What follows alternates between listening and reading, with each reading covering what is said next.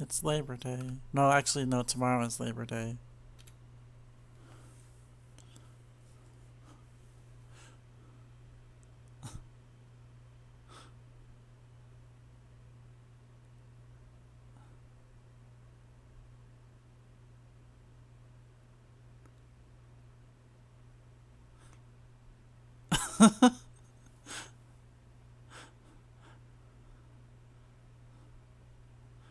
I mean, there's no way to know. There's probably more than just that, right? There's just, the sprite is small. Who knows?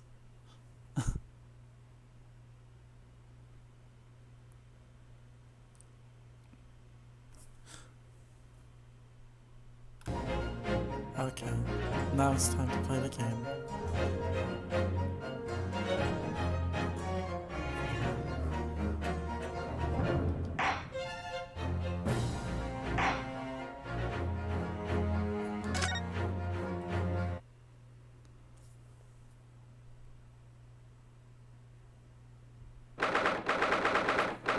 Ninth January. SS Borea First Class Cabin Passageway. I wish we hadn't been thrown out like that. I wish we'd managed to find some clue as to what that speckled band might be. It's probably a banana. We didn't manage to investigate at all. And I imagine that we won't be able to for a while longer. We'll never get past that sailor guarding the door. Yeah, Kazuma was killed by a banana. He's clearly glaring at us as if to say, don't even think about it. Oh, wait a minute. What is it? Well, what happened to our great detective friend? Where did he go? Oh, yes, he's completely disappeared. When did he do that? He slipped away as quietly as the wind, but not before ensuring these were securely back on my wrists. Was this thing on the floor before? I guess it was.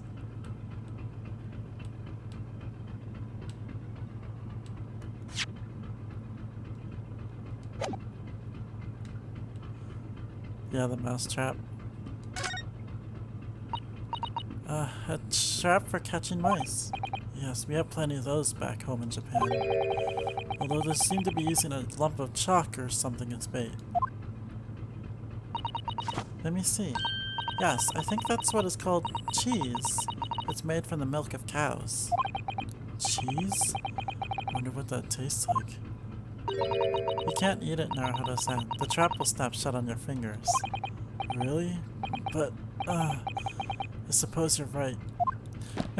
It's a what's his, I can't remember his name. Ryunosuke is someone else, isn't it? He wants the cheese. You weren't actually going to try it, were you? It is Ryunosuke. All I've had to eat for the past couple of weeks is Kazuma's leftovers. You don't know how hungry I've been in that wardrobe. Poor you. I'll find a little snack for you later.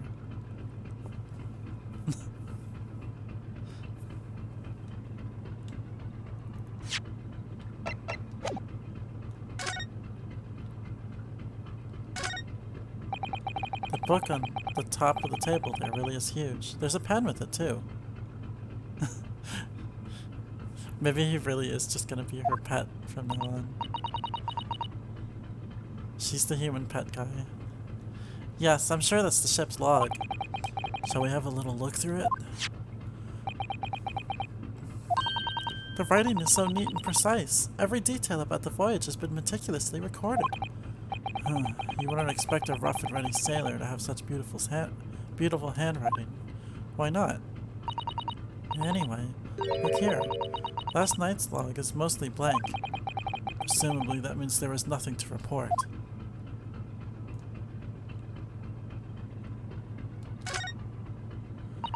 The door leads to the second class area. It's locked. I can't open it. No, well, that stands to reason. No one wants to let the murderer escape. Ugh. She gave me a very stern look when she said that. Dang, I was thinking that since the guy wasn't in front of the door, we'd be able to go out there now.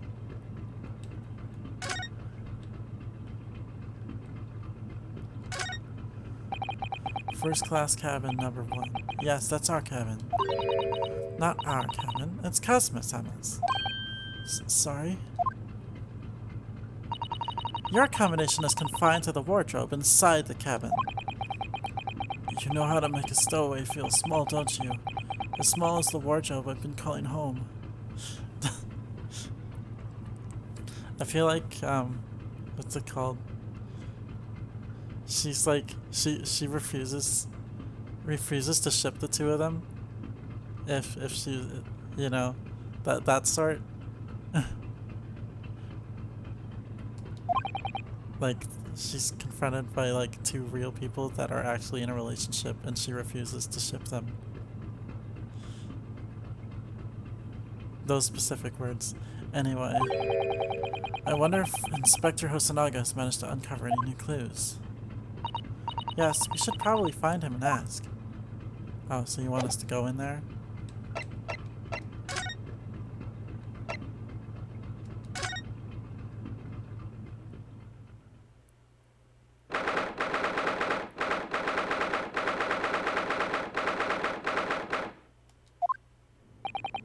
Looks like they're still investigating in here. Yes, on that subject. I wonder if Inspector Hosonaga is unscathed. What do you mean, unscathed? Surely you haven't forgotten, have you, Naruhodo-san?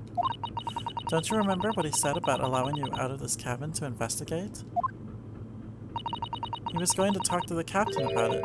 He said he'd lay his life on the line for you. Oh, yes. But I'm sure he was exaggerating. Let's see what he has to say for himself. He might have some new information for us. You never know.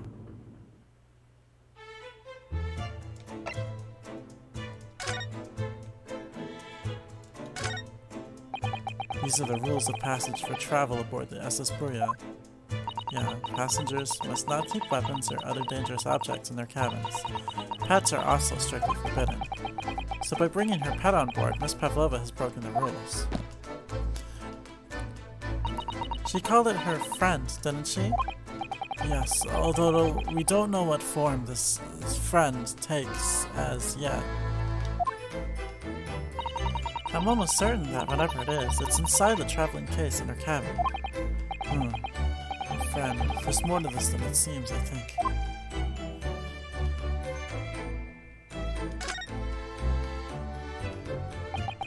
All the books provided for passengers occupying this cabin, neatly arranged on the shelf. They were all over the place when we first looked around, if you remember. Oh yes, and you tidied them up, didn't you? You have to look after the ship's property. Unruly behavior in the cabins leads to damage, but it really wasn't me who knocked them over. Well anyway, I feel much better now they're neatly lined up. I can't relax when things are untidy.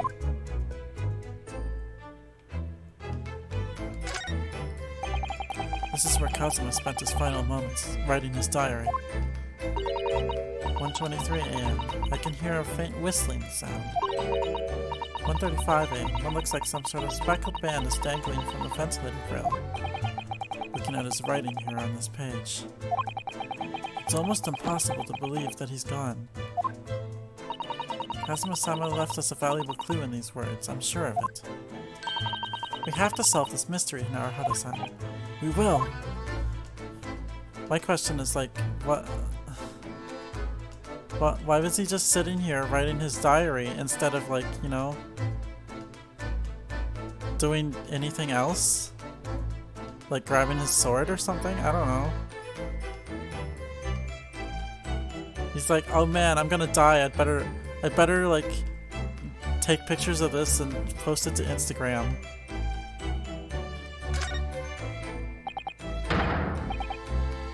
You, where did you go? Oh, sorry, I just went to the next door cabin to investigate. Why? Who gave you permission for this? Well, Steven Hosonaga did. That new Japanese, was it? Later I will roll him into ball and throw him in cold room. What? Why? He's gone back to guarding the door. I hope Inspector Hosonaga doesn't find himself in too much trouble on our account. He's really gone out of his way to help us, hasn't he?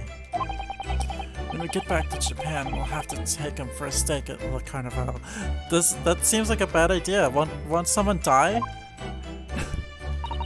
That could be a very long time from now, Naruhodo-san.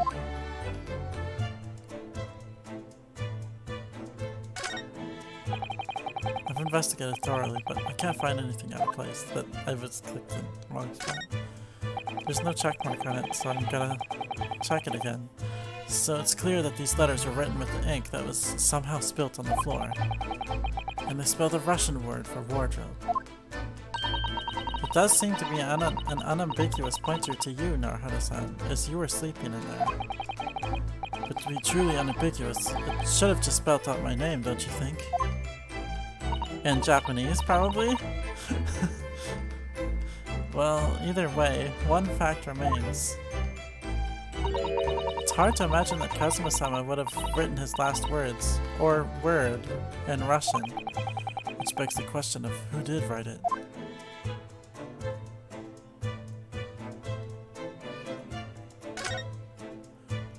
Oh, there's Hosonaga right here. It looks like he was beat the shit up. You're back. Inspector! What happened to you? Your face is... Please, don't worry about it. I think you might be into it. They're just scratches. Made by a bear, maybe. When I told the captain that I'd given you permission to investigate, he told me he'd pummel me with his fists and then toss me overboard. What? But the pummeling was over in a flash, and he must have decided against throwing me overboard. So it was nothing, really. It looks like he wasn't joking when he said he'd lay his life on the line if he had to. Well, thanks to your efforts, we now know a little about the neighboring cabin. Yes, so I understand. Oh! I bumped into a man claiming to be a great detective a little while ago. I think his name was something like Herlock Shelmes. I don't think he was German, though. That explains it. Shall we compare notes? Alright, shall we compare notes then? We can tell you what we found out. Yes, let's do it. What? Nikolina Pavlova? She's in the cabin next door? Oh, do you know who she is? Please, what self-respecting ballet fan wouldn't know that graceful angel?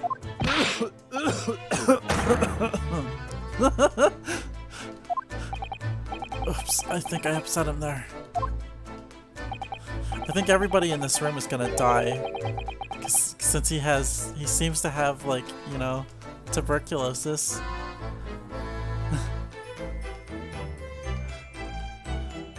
Well, that tells us the neighboring cabin is unrelated to the case, at least.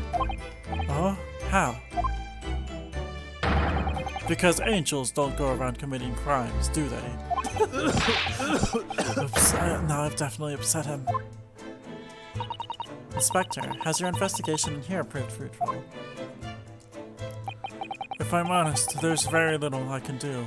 Little more I can do. Our duty is to make sure the scene isn't disturbed, ready to hand over to the Hong Kong police.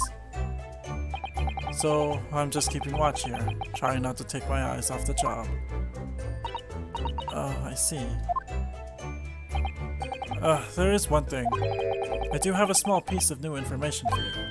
Oh, what? Yes, do tell us, Inspector, please. New information. What is this new information you have, Inspector? It's this. The Burya's medical officer has finished his examination of the body. I managed to obtain the report. Oh, Kazuma's post-mortem report? Kazuma-sama? So, what was the cause of death? Damage to the cervical vertebrae is what's written in the report. Cervical? I'm thinking of cervix, so I'm thinking like So did he get like... I don't think that's the right thing I'm supposed to be thinking of, right?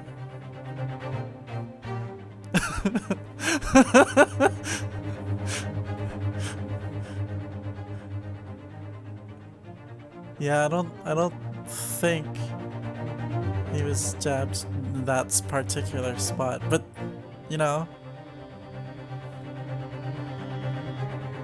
who knows? Who knows? His neck was broken? Yes, it would seem so. There were no obvious wounds or other signs of injury, so at first I think they were considering poison. But it turns out they found no trace of poison in his system at all. Well, what weapon was used then? Nothing has been found as yet, but the fact that there are no signs of a wound suggests it may have been a blunt object, something that wouldn't leave a mark. Oh, I see. All the body's nerves run through the spine to the brain. A strong enough impact to the neck could induce death. It is a possibility, and no obvious wound would be left. Poor Kazuma. I have a second copy of the report. If it might be useful, you're welcome to have it. Really? Are you sure? Yes, it's fine. I trust you. After all, if I didn't trust you, I'd never have agreed to you leaving this cabin in the first place, would I?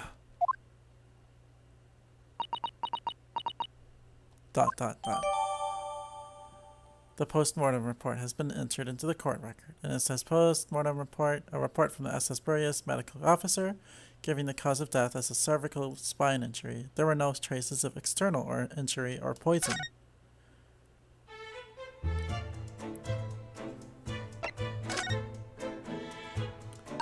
Oh, Mr. Shelmes was here, was he? Yes.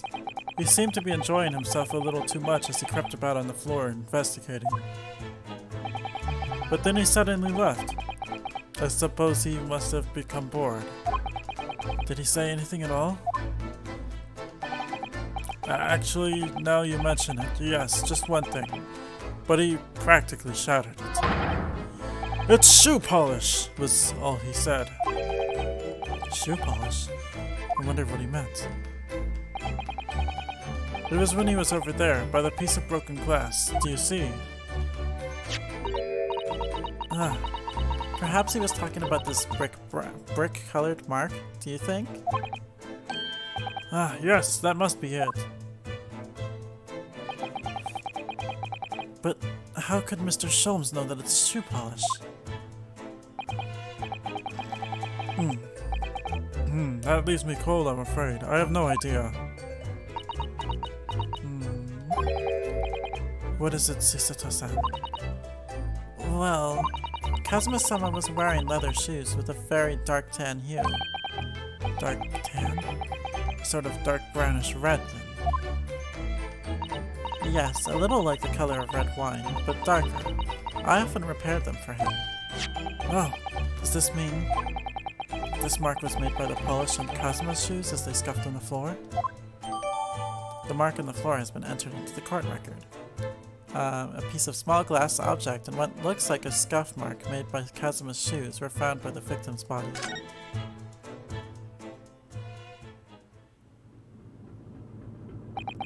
That's really all I can tell you at this stage. I should return to my post. My fellow crewmen's eyes are boring into the back of my head. Yes, that might be for the best. Thank you.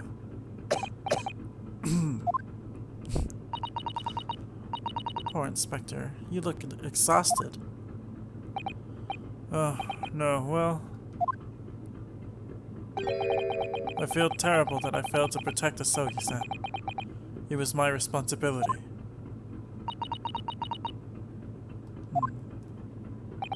Of course, my pain is nothing compared to yours. You were his friends. The truth is, I seem to have had a heavy head ever since I woke this morning. A heavy head? That's interesting. My head's still throbbing too.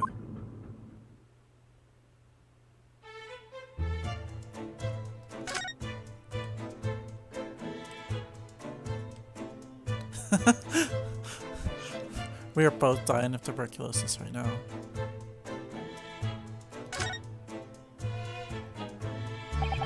So this ventilator joins to Miss Pavlova's cabin. Yes, that's right. And just a few minutes before he died, Kazuma saw something emerging from it. The speckled band, as he described it. If only Miss Pavlova had been able to shed some light on it, but she seemed as baffled as we are. Yes, I wonder if she's telling us everything though. I'm not sure. I know most people aboard would say the same about me, but there was something about that woman that didn't sit right with me. Let's look in the cart record. Let's look at the post-mortem report. Let's see if there's anything more here.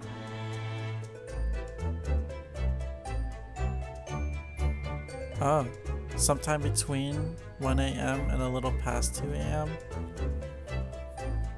So there's like, at least, there's a potential chance that he died at least 30 minutes after he wrote in the diary.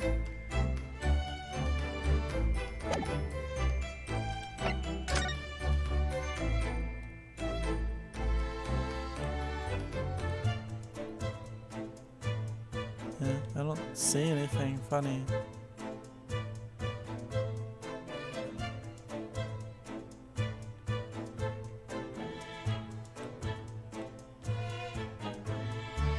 But why is there a bell here?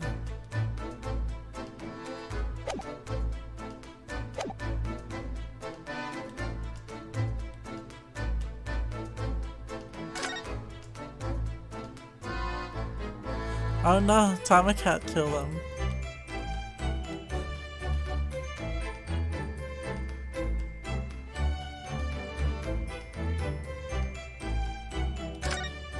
Let's take a look at this. It really is such a beautiful color, this glass.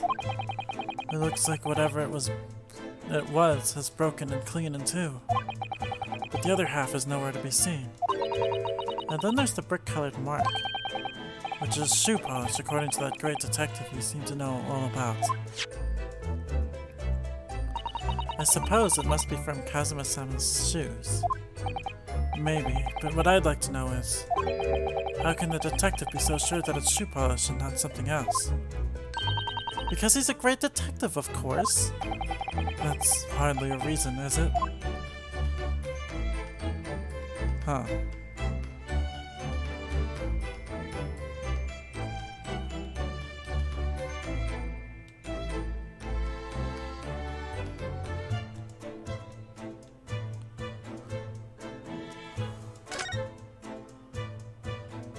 I think at this point we've examined all the things in here.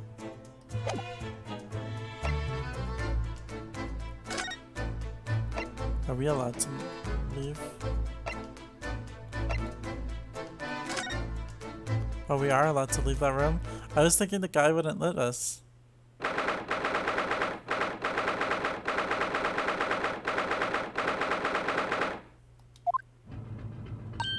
Ah! Look, Naruhodo-san! Seaman Stroganoff has gone. Strong enough? The burly Russian sailor who's always crossing his arms and glaring at us. All these Russian names are impossible to remember.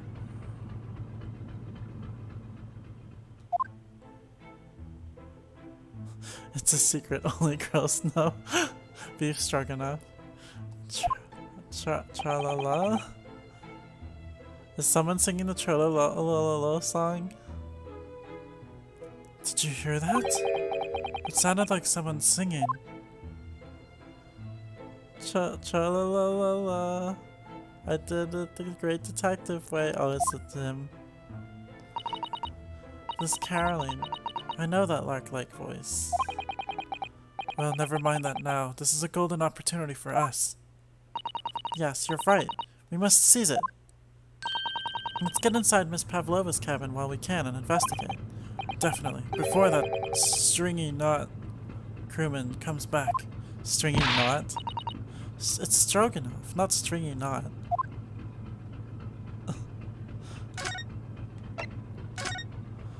guess they're gonna break into this lady's room. Oh, the thing is open.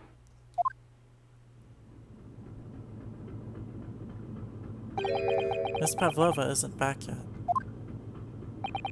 Susato-san. Oh, where's she gone? Hey, what are you doing? Those are her private things. There's not a moment to waste, Naruhodo-san. We must investigate as quickly as we can. I suppose you're right, for Kazuma's sake.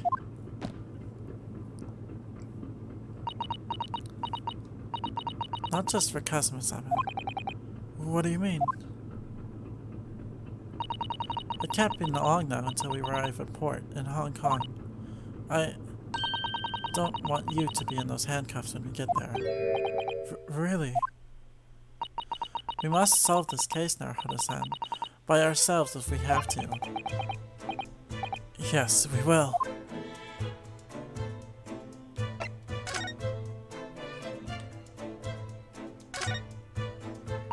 Naruhodo-san, are you there?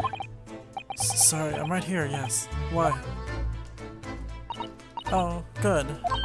I thought you might have climbed into the wardrobe when I wasn't looking. There's no place like home. Believe me, I don't have some strange compulsion to jump inside every wardrobe I see, you know. Well, anyway, I'm not sure anyone could fit inside this one. It's full of beautiful outfits. I suppose they're all stage costumes. I was rather hoping we might find Miss Pavlova's friend hiding in there, but no such luck.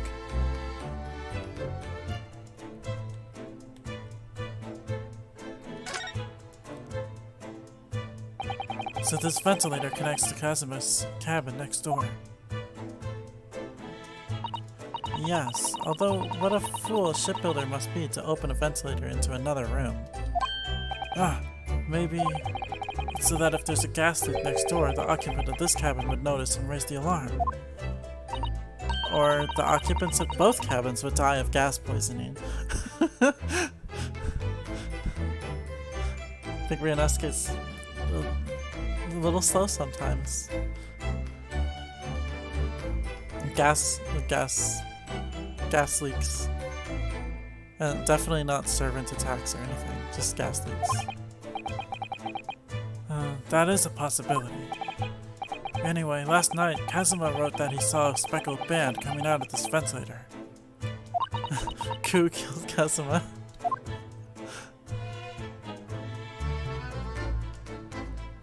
Well, let's look at the obvious one. Oh my! Miss Pavlova's case is open! It's completely empty it's completely empty inside. But according to the great detective's great deduction, she was hiding her special friend in there. Yes, a friend that she had to keep secret. Because you're not allowed to bring animals aboard the SS Burya. I wonder what kind of animal she had in there. And more to the point, where's it now?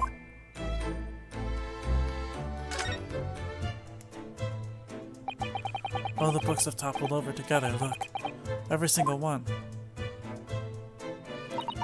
Do you think that's a god of the sea, perhaps? He's toppled too, though. It's exactly the same as the bookcase next door. In Kaosuma's cabin.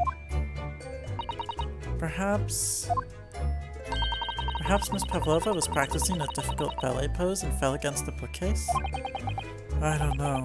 Would she really be practicing ballet on the same night she ran away from her ballet company? Oh, right then. It must have been you. You lost your temper and knocked them all over in a fit of rage? Not everything bad that happens on the ship is because of me, you know.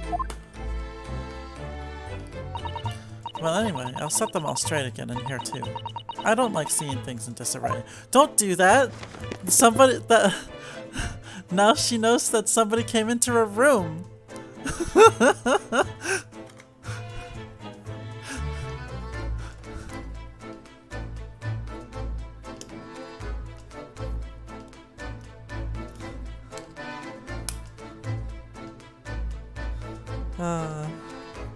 I don't think... Earlier I said Ryunosuke's not running on all cylinders. I'm not sure Susato is either.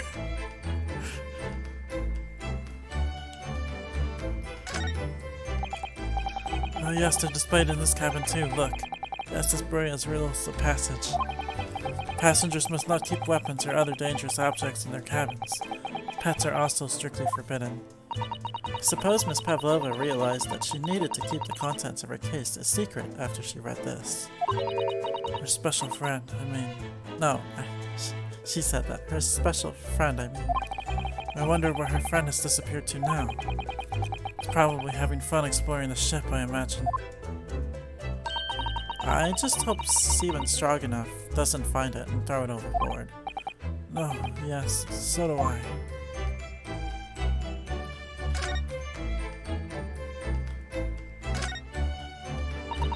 It would seem this teapot is empty. So the natural conclusion is that the Russians are a very thirsty people. Or because Miss Pavlova only came into this cabin last night, she hadn't had the chance to make any tea yet? I mean, it could be either. It's definitely that they're excessively thirsty. I'd lay 1,000 to 1 on it.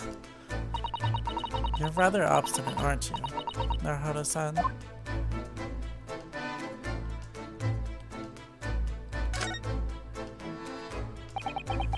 There are just a few books on the desk, nothing else by the looks of it. Well, Miss Pavlova only ran away from the ballet last night. She's hardly occupied this cabin for any time at all. That's true.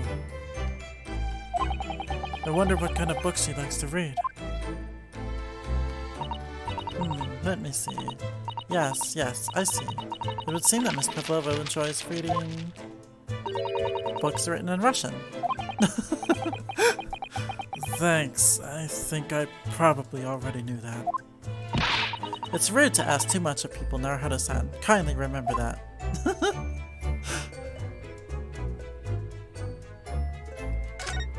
The wastebasket. I suppose every cabin has a waste paper basket. Shall we have a little look and see what's been thrown away? Naruhodo-san, it's poor etiquette to go sifting through someone's rubbish, you know. Ugh, those eyes. She's looking at me like I'm a piece of rubbish now. However, these are special circumstances, I think. Exactly, we have no choice. We looked in here before, though. Oh, it's the same text as that. There's hardly anything in here at all. Oh, well, that's a little disappointing.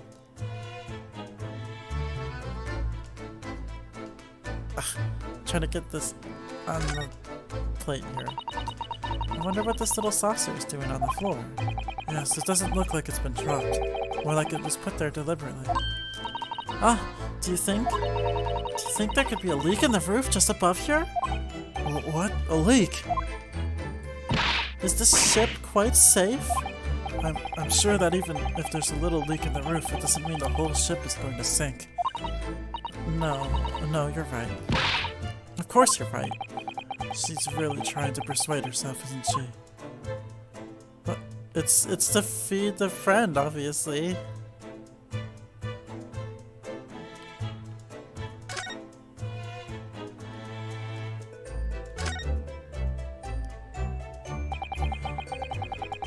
Yeah, they're both stupid.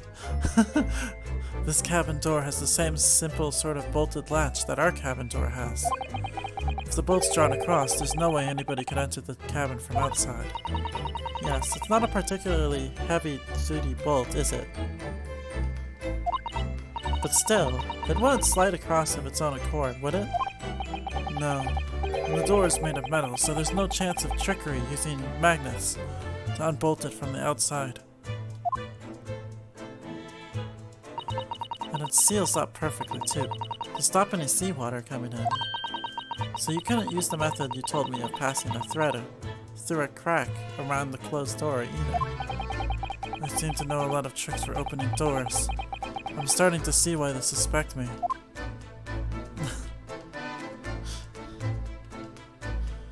I think I've checked everything already.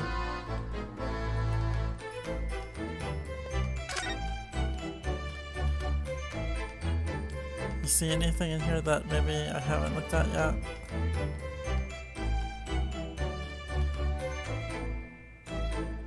Time to do the pixel search.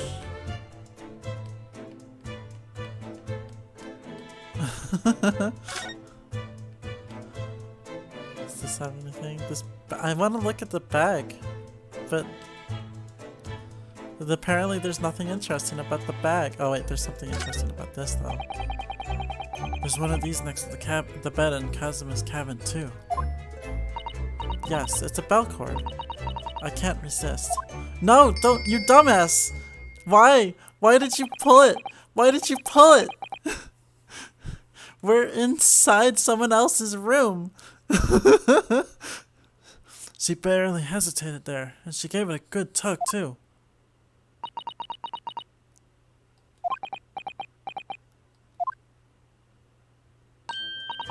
No, I didn't actually expect anyone to come. We don't want them to! We're trying to investigate in secret!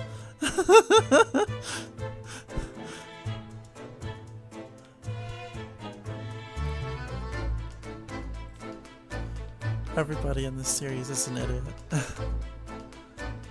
I don't know, I don't see anything else to look at in here.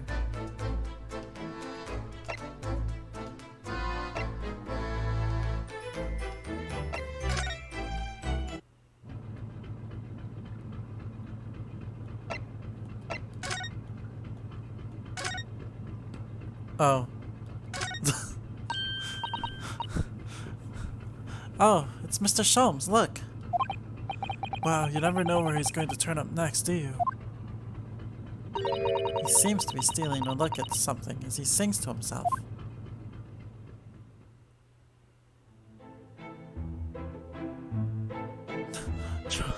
Tra-la-la-la-la. I did it the great detective way. He's still singing. Do you think he hasn't noticed us? Or he's simply in extremely high spirits? Yes, there were times, I'm sure you knew, when the yard bit off more than it could chew. And through it all, when there was doubt, it's lucky her luck was about. Excuse me. I solved it all and I stood tall. I did it the great detective way. Mr. Shelmes! What is it? You want to fight? Honestly, interrupting a fellow when he's singing, and I was just about to reach a climactic finish. Sorry, I thought you were never going to stop, so I figured now is as good a time as any. I very nearly dropped you to the floor with one of my famous right hooks. Really, it looked like you died. Alright, I get the picture. Now, could you put those fists away?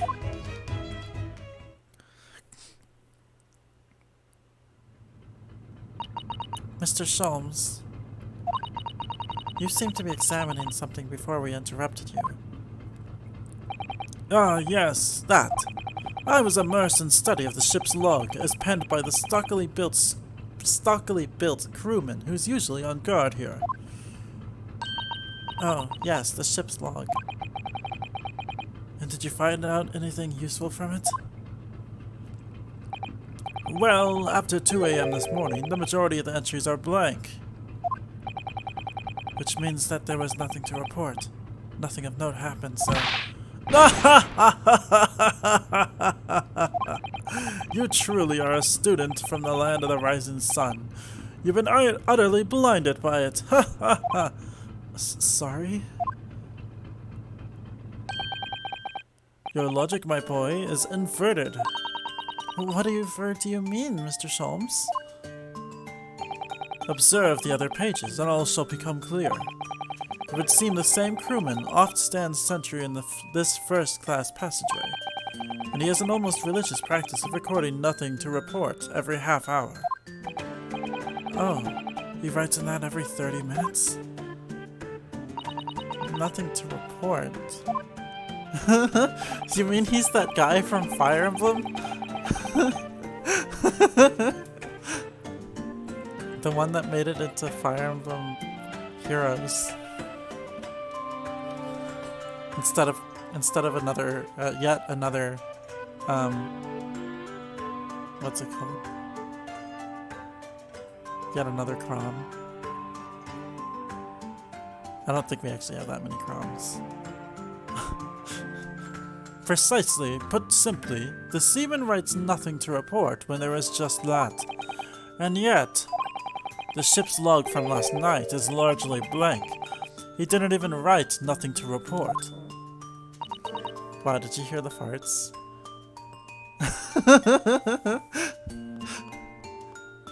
I guess if you didn't hear them, now you know about them.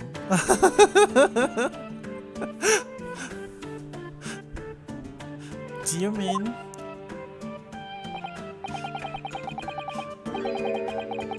Yes, there were circumstances afoot last night which led to the seaman being absent from his post. What kind of circumstances? What happened? That's right. If somebody ever watches this on YouTube, they'll know all about the time that I farted at 8:41 p.m. Eastern Time.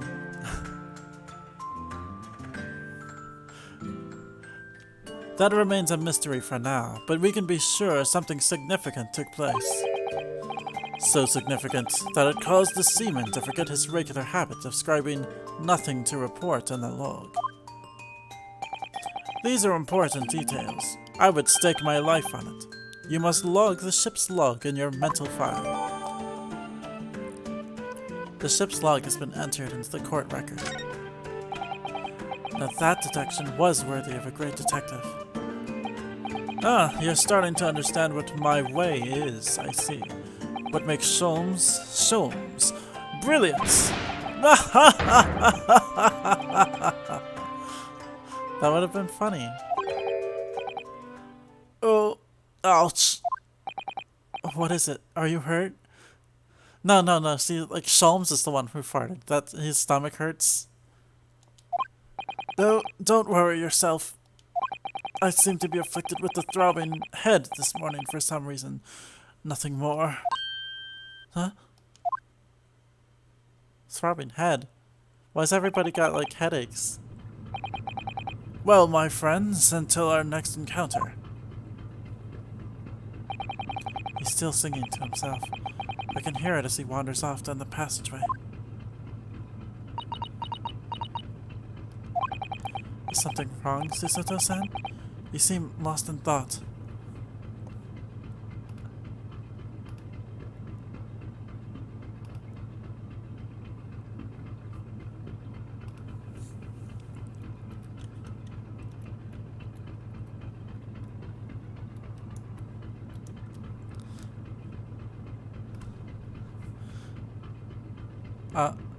Hi there.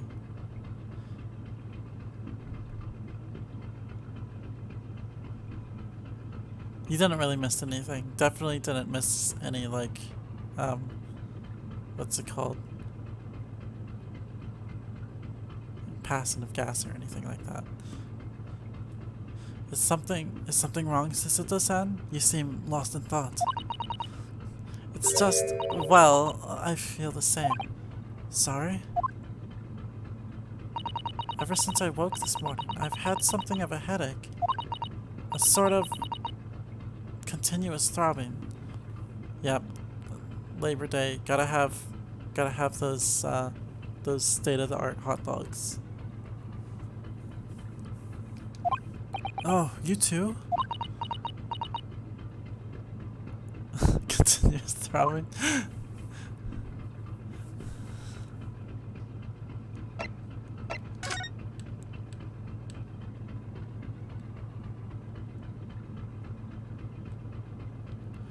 I mean, if everyone's got headaches, then there must be something going on.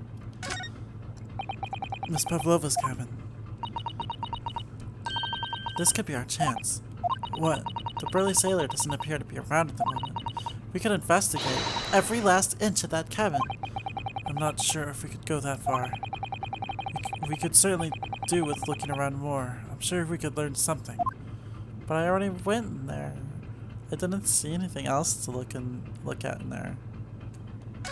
Is this door unlocked yet? No.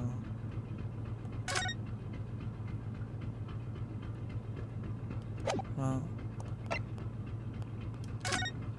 Susato went in there and, like, we're trying to be secret and all, and she just fixes up the books again. It's like, why did you do that? Now somebody knows that we came in here, and then she just rang the bell for room service or whatever. Like, she's just missing some things sometimes.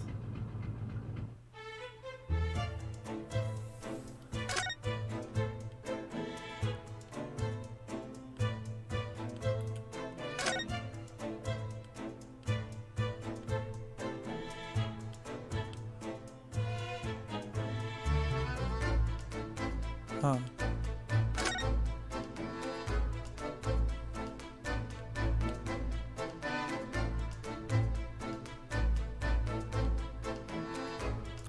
I don't mind hints. That's the whole reason why I'm like streaming, is so that like we're sort of like playing together. Obviously you already know the game, so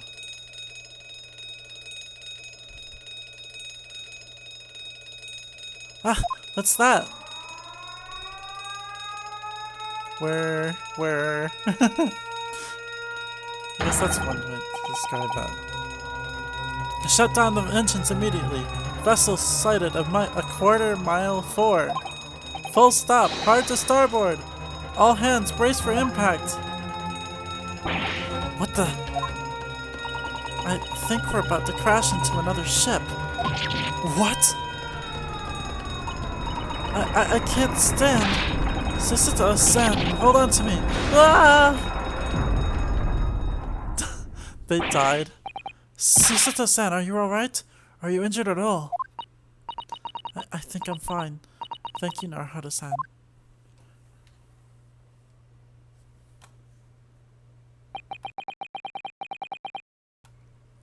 Yep, they're all dead now. It looks like we avoided a collision.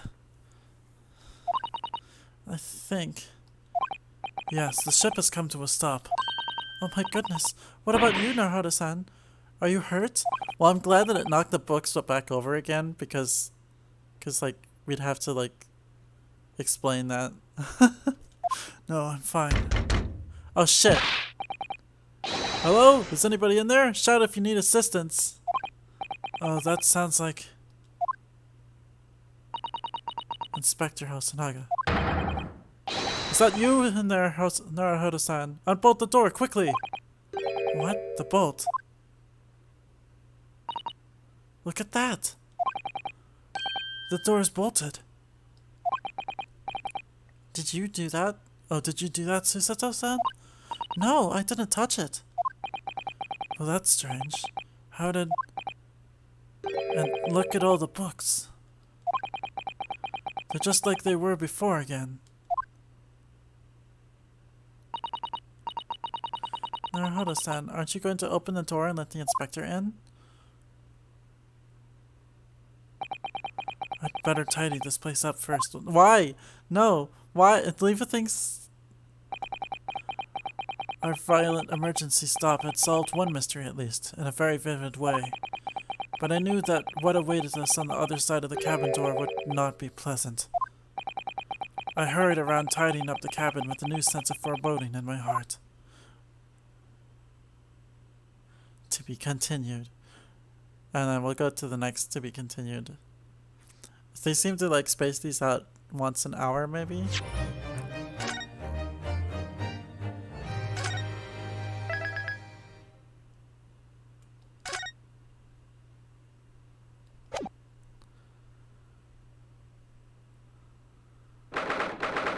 Ninth January. SS Miss Pavlova's cabin.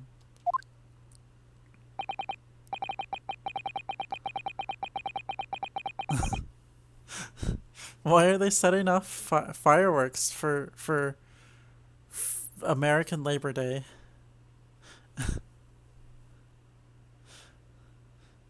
In Canada. Somehow, the door to the cabin we were in ended up bolted after we made an emergency stop. Susato-san took a deep breath, then gently slid back the bolt.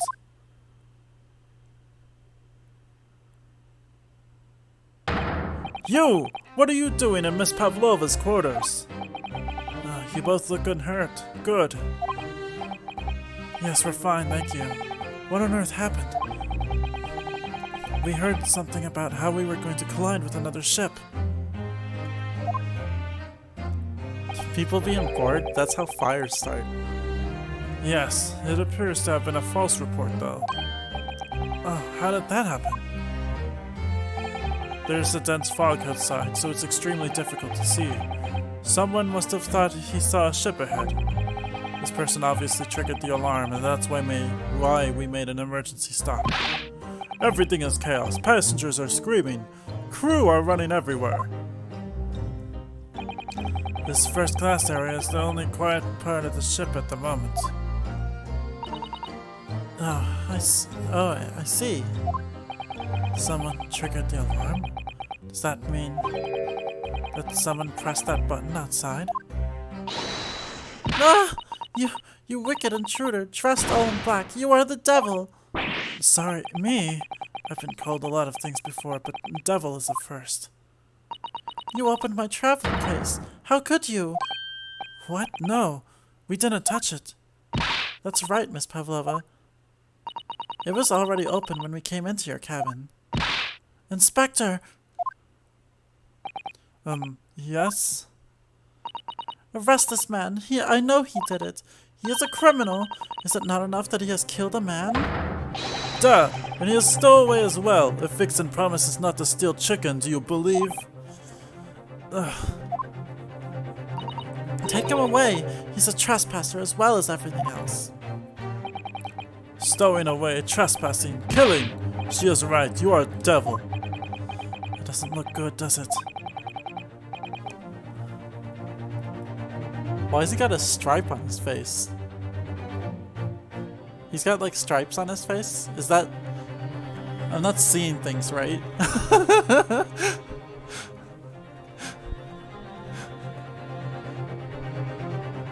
I guess...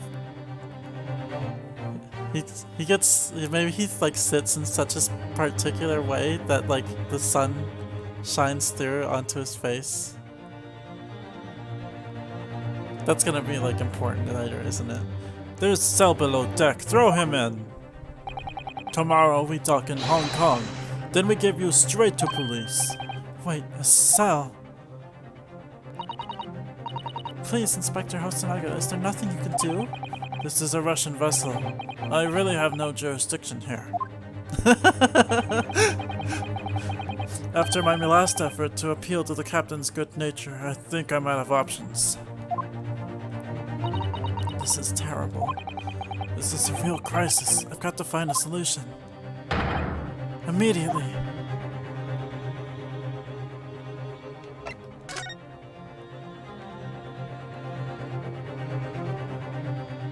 What? Why are all the... Oh, because they're not going to let us actually examine things. Miss Pavlova, can I get out? Listen, I'm sorry that we snuck in here without your permission, but get out now. We just needed to investigate in here to help understand the words in Russian. It's no use, she's not going to listen. I need to find someone who will. Oh yeah, he'll definitely listen. Please, just give me a little more time. I do nothing for you, except show you way to ship's prison cell. Thanks, but no thanks. But I'm innocent, I didn't kill anyone. And trespassing and stowing away? Well, you know, sometimes life can lead you down some unusual avenues, and, well... Enough! You are guilty. Ship's cell is the only place fit for you. Come on, there has to be someone. Some savior to rescue me from this crisis. I knew somebody. There's gonna be something over here. I wasn't expecting him to be posing like that, but of course he would be. We have to look over here. What's Hosonaga got to say? You've got yourself into a difficult situation here. By entering this cabin uninvited, I mean. Sorry, I was just so desperate to find a clue. I'm afraid there's really nothing more I can do to help you. If I push my luck any further, a punch to the face will be the least of my worries. I'm really sorry. I have to take responsibility for giving you the freedom to investigate Miss Pavlova's cabin. Now this has happened. I'll have to report to the captain at once. I really need some help here. I need a savior to rescue me from this crisis. Okay, fine. We'll talk to him now. What are you doing up there? Mr. Shelmes? Naturally, I was not analyzing what a weight of 20,000 rubles feels like on one's head. Have I not told you that as a detective it is my business to know what other people do not? This isn't mere tomfoolery, my boy. Oh no. Well, why were you hanging from that hook before then? Isn't it obvious? To properly assess the weight of the 20,000 rubles, naturally. I was to determine if it would bend, that conceited-looking hook on the wall, so full of brag and bounce. Wow.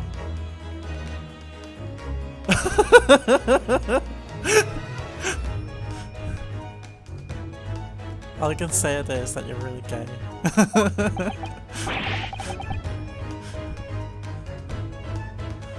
I never knew whether to take this man seriously or not. Ah, you again, the great detective. Ah, Inspector, I confess I've been looking for you. I have something to report to you, most urgently. Well, you might try looking for me somewhere other than a hook on the wall next time. What is to report? Speak! An urgent report from a great detective can mean but one thing. Yes. The case of the curious murder that took place last night here on this vessel, the steamship Burya, has been solved by me, naturally. What? Really? Yes, I have eliminated all other possibilities. No other explanations exist. So, allow me to illuminate all your minds. Oh no, what's he gonna get wrong? For I am about to reveal my great detective's greatly admired great deduction to the case. What's he gonna get wrong? How is this gonna fuck us over? Ha! You have solved it? Even Hedgehog understands this case. Hedgehog, like Sonic? We all knew who was responsible for killing Student Boy this morning when we found criminal in wardrobe.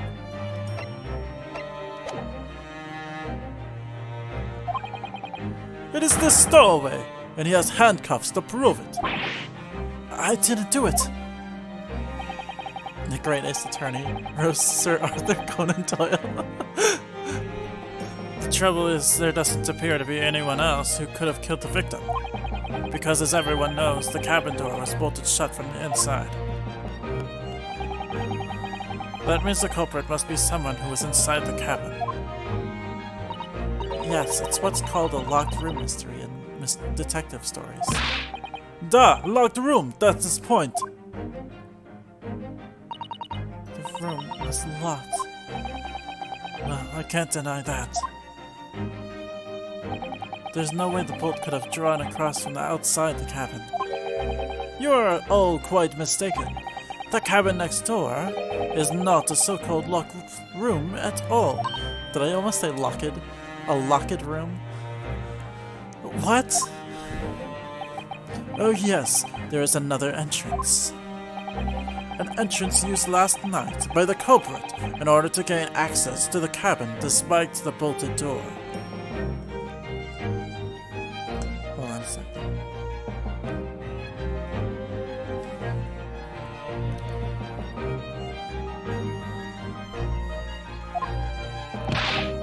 What other entrance? We've never discovered one. His voice keeps changing. Why, it gapes open-mouthed at you even as we speak. The ventilator, man! The ventilator? You think this is funny? I cannot even put my arm through that hole. That It's because your arms are as thick as tree trunks. You're suggesting that the culprit entered and left the victim's cabin through that tiny opening? It's not possible. Ah, but it is. And last night, the victim even witnessed the intruder in the act of passing through the ventilator.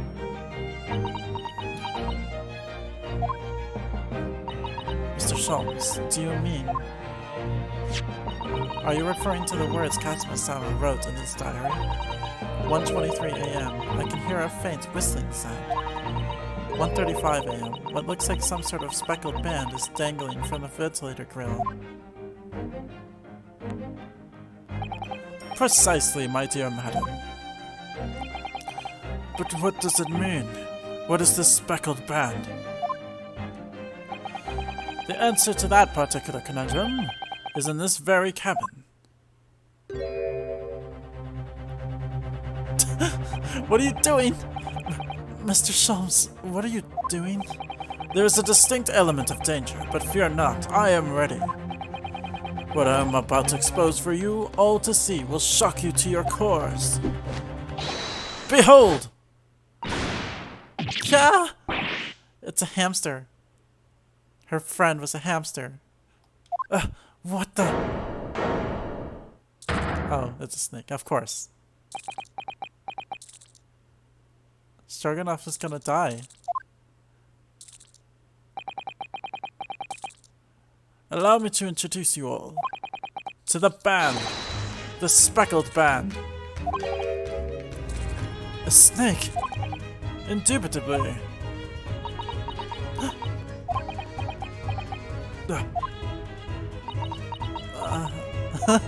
Everyone's gotta say something. Those dots.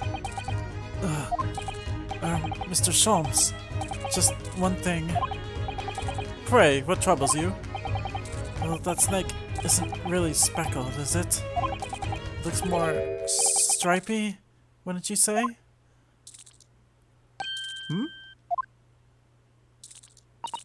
Yes, you're right. I think in this case, you'd have to call it the striped band, wouldn't you? Striped.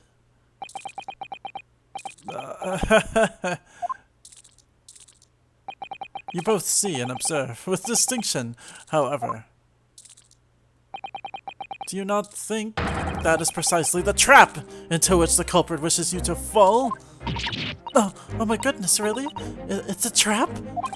How exactly? I think perhaps it is time I explain the intricacies of my train of thought. Are you ready, Miss Pavlova? I'm sorry for the young man who died, but that is all. His death has nothing to do with me. This whole thing has nothing to do with me. Well, the snake was inside the case, right? And I guess it somehow got out of the case? There are two conclusions I have drawn from the facts. Number one, he was keeping it in his pants. You know they say, do you have a snake in your pants or something? So that's where he was keeping it. Number one, last night your friend infiltrated the victim's cabin. And number two, that same friend was responsible for the victim losing his life. No. She's turned as white as a bowl of rice again.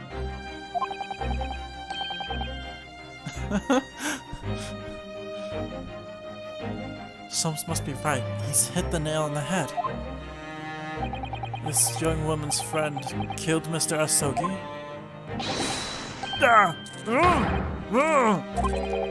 It looks like he can't speak with that snake coiled around his head. I would advise as little movement as possible, Seaman. You wouldn't want the fangs of that long friend on your neck. So everyone, let us begin. Herlock Shelmes is proud to present his logic and reasoning spectacular. Oh no. The great deduction. The game is afoot.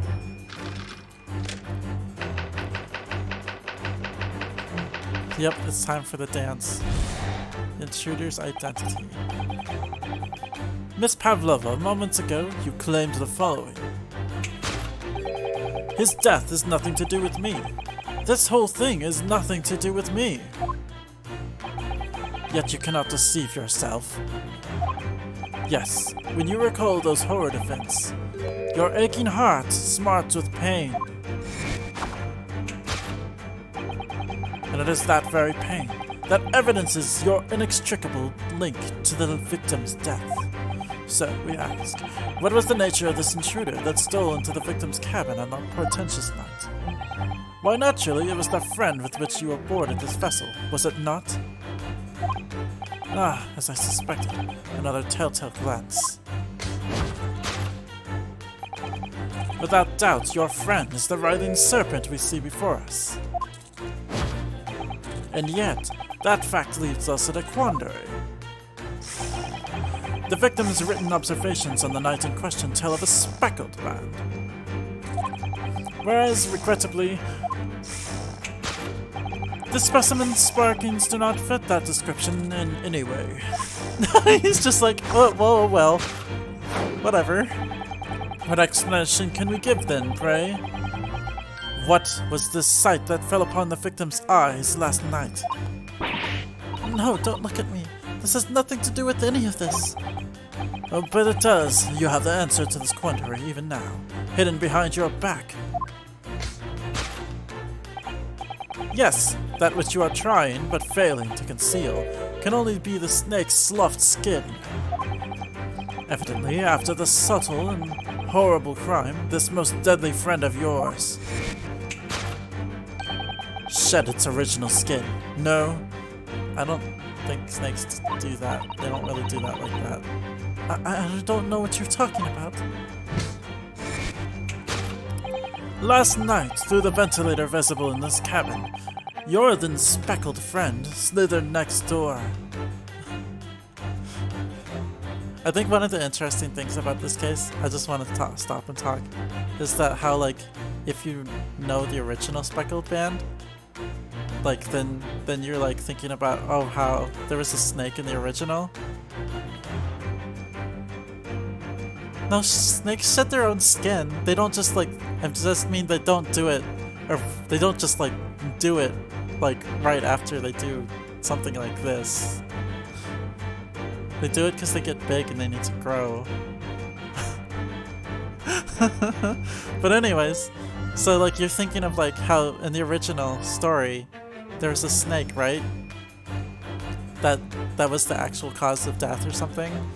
But then in this case, it's kind of like a red herring, because there's a decent chance that the snake is not the one that actually killed this time.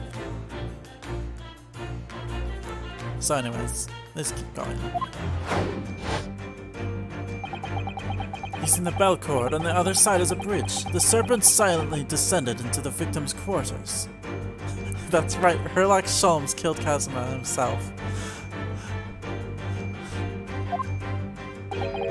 In the dim light, it appeared to the young gentleman who was about to lose his life as a speckled band.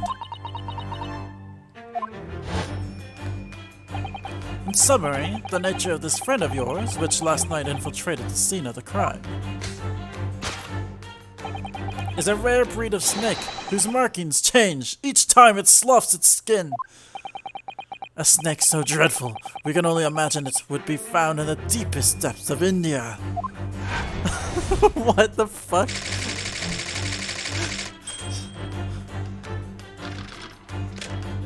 Shelmes needs to shut the fuck up. How Mr. Asogi died. Moving on, we come to the heart of the matter. The grim demise of the victim.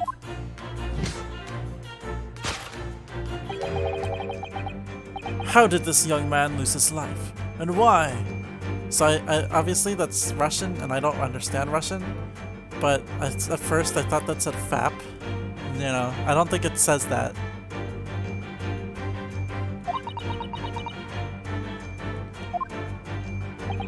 He nutted himself to death. According to the data of which I have been apprised, it would appear there were no visible signs of injury.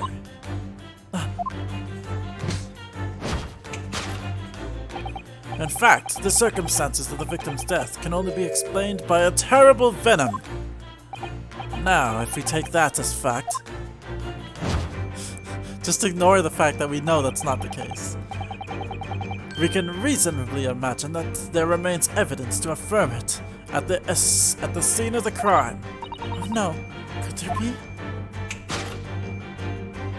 Yes, an examination of the deceased body will prove the cause of death conclusively. The almost, but not quite, imperceptible puncture wounds left by the venomous fangs will seal the truth. Yes, the vestiges of the snake bite delivered by your terrifying friend. This makes no sense. There is no point feigning ignorance, Miss Pavlova. After the incident, you endeavored to hide everything, didn't you? But now your involuntary glance betrays the hiding place you chose. Back to this again? That's right, you hid the evidence that links you to the victim's death in that traveling case. When we first met in this cabin, it came to my attention that your case moved periodically. Your serpent assassin was restless inside, no doubt. You don't... It is telling that the victim made note of a low whistling sound that he heard minutes before his end. That was your signal, was it not? The sound you had used to train your serpent friend? To train? Indeed, you'd put the serpent through this ventilator and wait. After a period, you'd summon it back with a whistle. You couldn't know if the animal had done its duty, so you would listen for signs of life next door. If the victim appeared not to have been dispatched, you'd release the snake once more. Do you deny the snake has undergone such training? It's not true. Having slid through the ventilator and down the bell cord, the creature needed only to sink its fangs in once. And its venom went course through the victim's veins, ending his existence forever. That is the true nature of the speckled band that took the poor young man's life. There can be no doubt. My logic is infallible. Your facts are a little waning, though.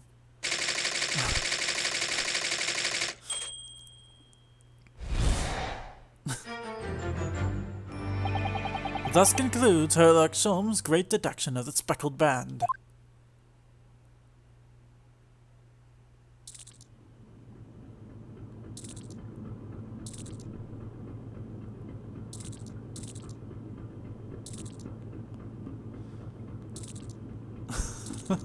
Everybody is just like, what the fuck?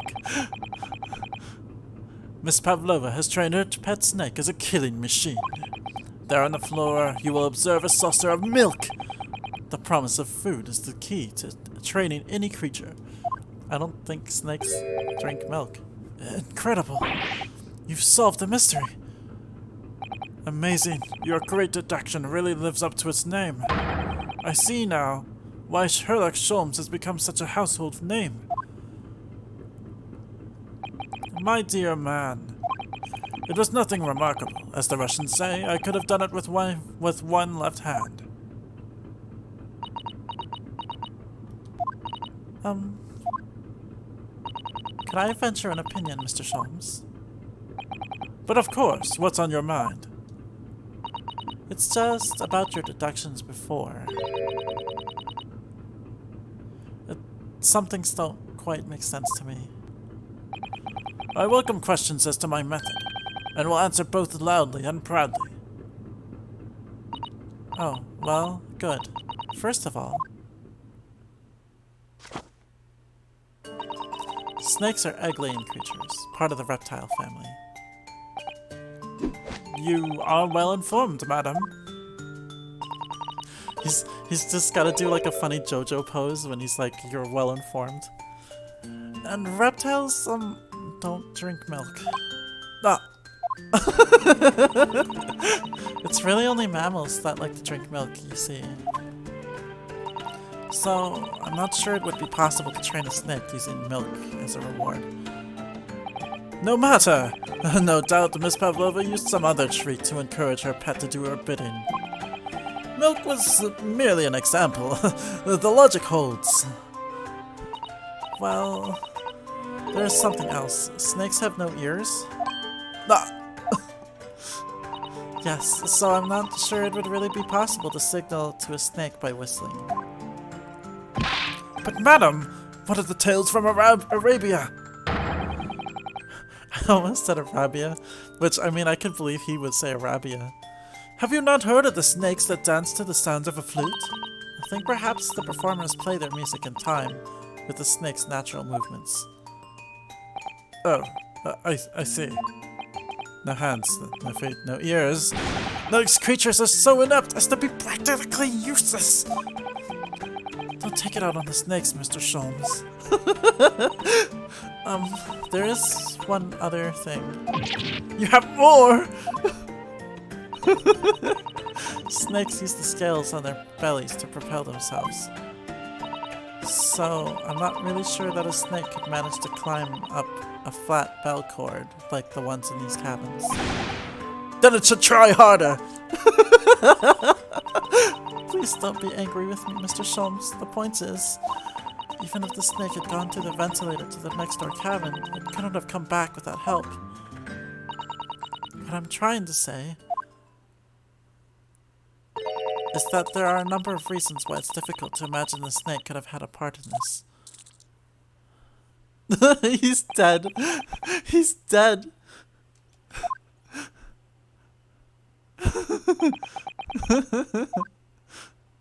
Thoughts.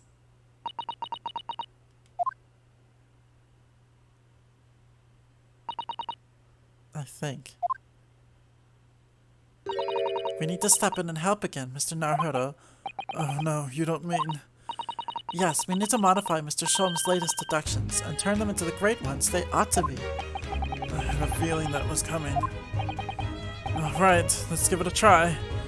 Let me get some stretching in, because we're about to dance.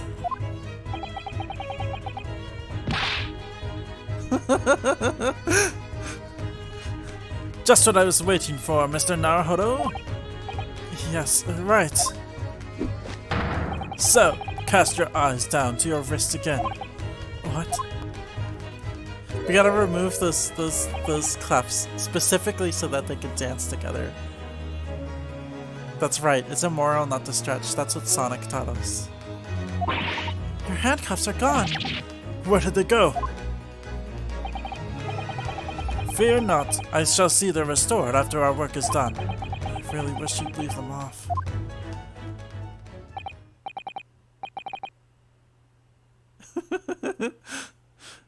Now everyone, let us begin. Sherlock Shelmes is proud to present his logic and reasoning spectacular.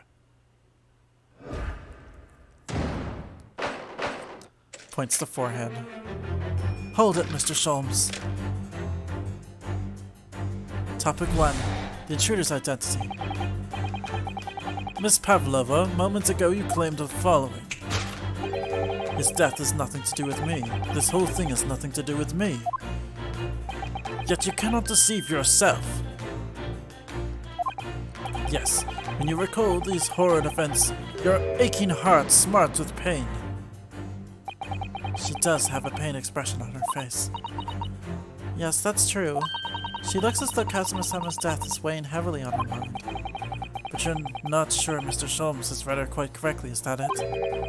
Could there be some other way to interpret her expression then? Let's take a moment and really look very closely at Miss Pavlova. Well, let's look at the aching heart again, anyways. She really does look troubled. Yes, it's hard to believe she's putting that expression on to fool us. But if you look closely, it's almost like she's actually staring at something. At what, do you think? Perhaps something's physically causing her pain. We should have a closer look. Let's look at her right ear. She has such petite ears among that beautiful hair. It's like little pink shells. I think her ear looks kind of big, but okay. Oh, what's that? There's something attached to her ear. Ah, I expect that's what's called an earring. It's a little piece of jewelry. An earring. Is it? It really is tiny. Perhaps part of it is missing. Maybe it broke off? So now all that's left is the clasp part that attaches to the ear. If that's the case, she doesn't appear to have noticed that it's broken.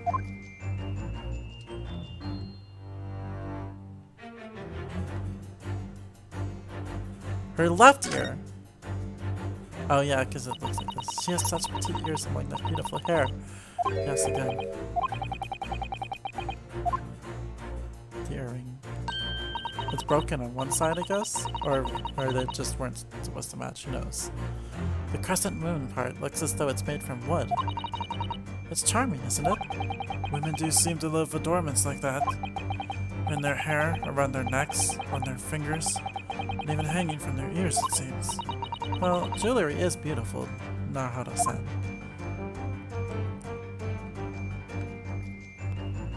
Oh. Claw scratch? But snakes don't have claws. Oh, Naruto-san, look. That looks like a very painful wound. It looks like a scratch made by some kind of small animal. And fairly recently, too. Well, whatever scratched her doesn't appear to be around here. Yes! Just that one.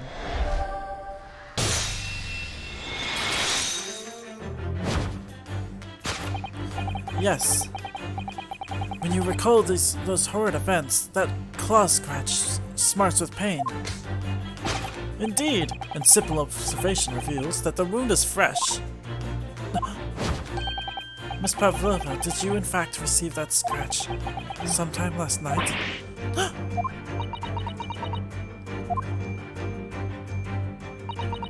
When I think about the young man who died next door, I feel so sad. When I'm sad, the pain from this wound is worse. And it is that very pain that evidences your inextricable link to the victim's death. So we ask, what was the nature of this intruder that stole into the victim's cabin on that portentous night? Why, naturally, it was the friend with which you boarded this vessel, was it not? As I suspected, another telltale glance. Without doubt, your friend is the writhing serpent we see before us. It seems likely that the scratch mark on the back of Miss Pavlova's hand was made by this friend of hers, doesn't it? Except, snakes don't have claws, do they? No, they don't. They don't even have hands or feet on which claws might grow. Well then, if that snake isn't her pet, what is? What's the true identity of this friend of hers? We should follow her gaze, Naruto-san. That's where we'll find the answer. Well, first off, let's look at this guy. There's no doubt, is there? She looked in this direction. Straight at Seaman Stroganoff. Well, they do seem to be friends of sorts, but I can't imagine how he could possibly fit through that ventilator. Don't forget that I managed to fit inside Kazuma's trunk when we first boarded this ship. I would ask what that proves, but I think an equivocal little smile would be more effective. The teapot! I have a feeling that it was this teapot that Miss Pavlova's eyes flickered over to before. You think this is the friend she's been talking about? Well, we're all different, aren't we? Whatever we might say about it, if that's the way she feels. I don't think I'll say anything about it then. You and the teapot can discuss it instead. Wait, that's not what I meant.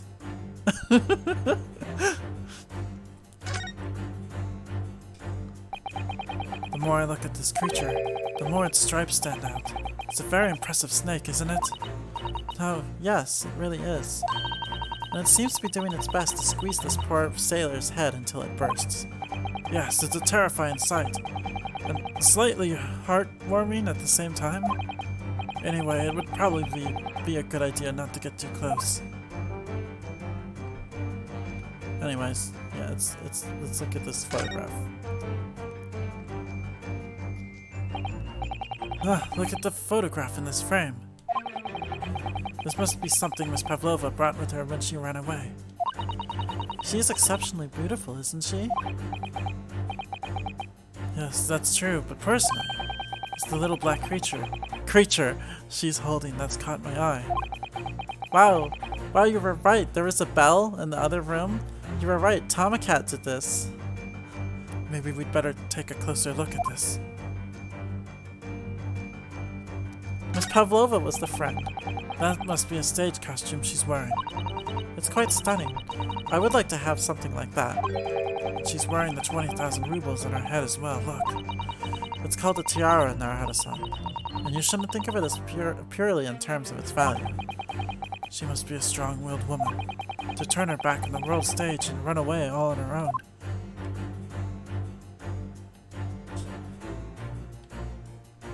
Any other? It's just her and the kitten, okay. Look at the little cat Miss Pavlova is cuddling here. Oh, what a cute little kitten. It could vie with you, couldn't it, Narahata-san, for the blackest outfit? The black kitten.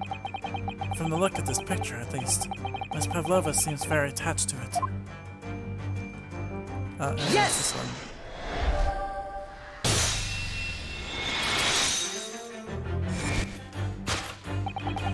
Without doubt, your friend is the little kitten we see before us. Yes! This is a scratch on the back of your hand. It makes that abundantly clear. Oh no. The whereabouts of this black kitten isn't clear, but what is clear is that you brought the animal with you when you ran away, didn't you? Oh no, I accidentally gave him a slight British accent. He shouldn't have that. Darka is my best friend.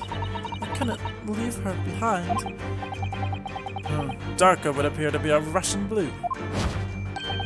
And yet, that fact leaves us at a quandary. The victim's written observations on the night in question tell of a speckled band. Whereas, regrettably, this specimen's markings do not fit that description in any way.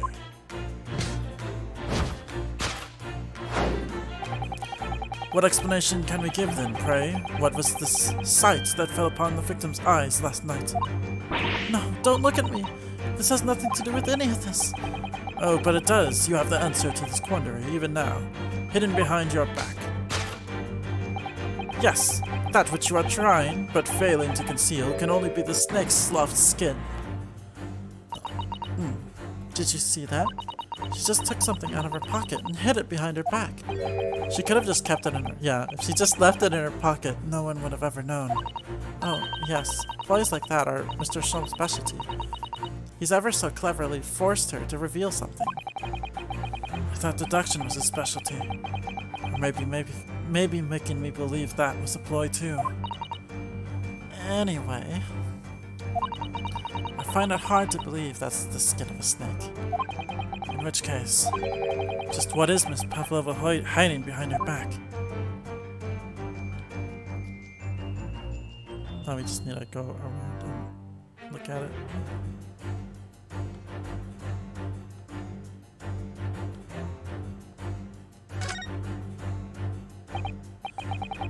Well, it is speckled, and it is a band, but what is it? It seems to be soft and fluffy, a long piece of cloth of some sort. That looks like a handle at one end. I think it may be a cat's toy. This sort is common in the West, apparently. How is that a toy for cats? Cats like to chase the band around and paw it. Kittens in particular love that sort of play. You only need to wave it in front of them, and they pounce to catch it. That sounds positively adorable. No, you're supposed to say positively adorable.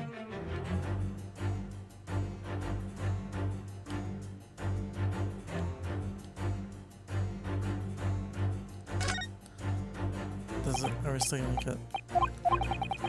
Oh, it's the same text again.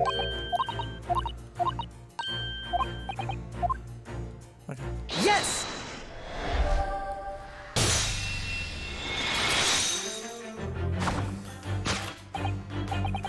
Yes! The thing you are trying, but failing to conceal is, A cat's toy. Precisely! And the true nature of the now infamous speckled band. And it was this toy that you dangled through the ventilator. You waved it around, I presume. Naturally, the victim could not fail to notice it. But why? For what reason? My dear boy, there can be only one answer to that. After her feline friend disappeared through the ventilator into the neighboring cabin, Miss Pavlova attempted to use the speckled cat's toy to incite the creature to return. In summary, the nature of this friend of Miss Pavlova's, which last night infiltrated the scene of the crime, is a blithesome Russian blue breed of cat by the name of Darka.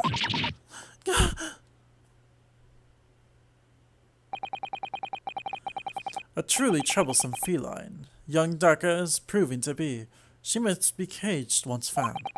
You will forgive us for borrowing the photograph of your pet, Miss Pavlova. The photograph of Miss Pavlova and Darka has been entered into the court record.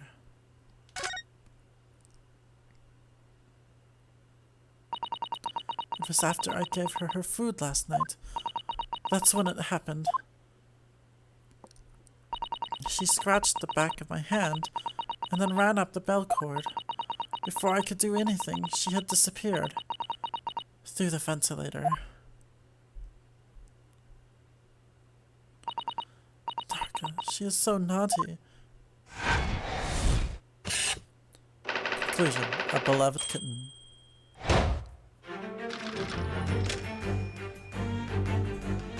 Topic 2, how Mr. Asogi died. Shelmes. Okay. Moving on, we come to the heart of the matter, the grim demise of the victim. How did this young man lose his life, and why?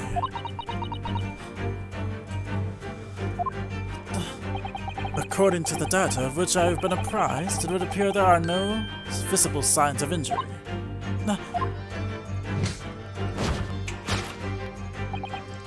In fact, the circumstances of the victim's death can only be explained by a terrible venom. But Mr. Shelmes says is true. There were no signs of a wound anywhere on Kazuma-san's body. That's right. But Mr. Shelmes seems to be unaware of one very important detail. Kazuma wasn't poisoned. Yes, it would seem so. Let's give him the information he's missing now. University collar pin. Let's present that one. Anyways, it's this one. Yes!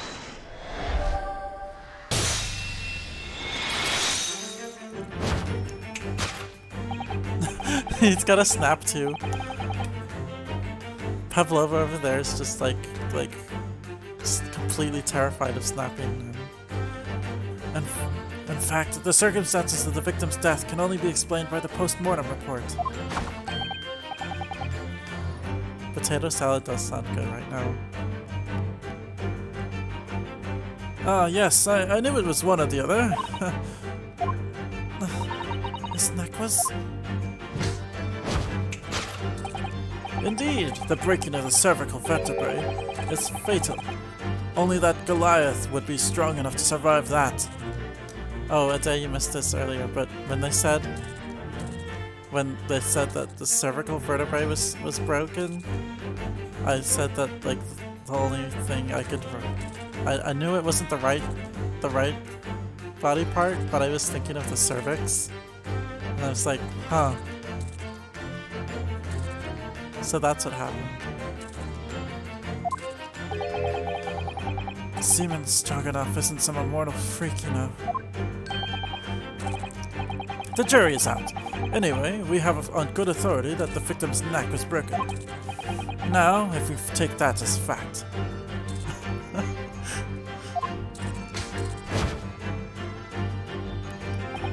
We can reasonably imagine that there remains evidence to affirm it at the scene of the crime. No, could there be? Yes, an examination of the deceased's body will prove the cause of death conclusively. Kazuma died because his neck was broken. In other words, he was probably struck by something. Or someone. Yes, that's a distinct possibility. As of yet, no weapon has been found there. Presumably, Darka didn't silently creep up behind Kazuma and deal him a fatal blow. I suppose it's possible that he had a fall and hit the ground awkwardly.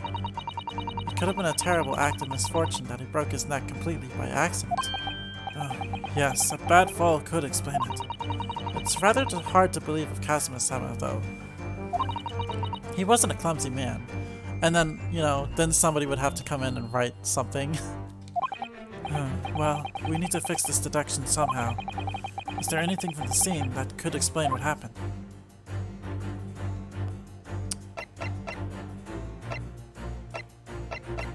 It's probably the mark on the floor, is my guess.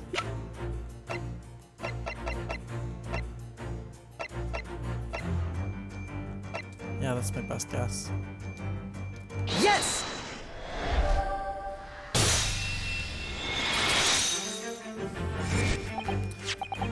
Yes, an examination of the mark on the floor will prove the cause of death conclusively.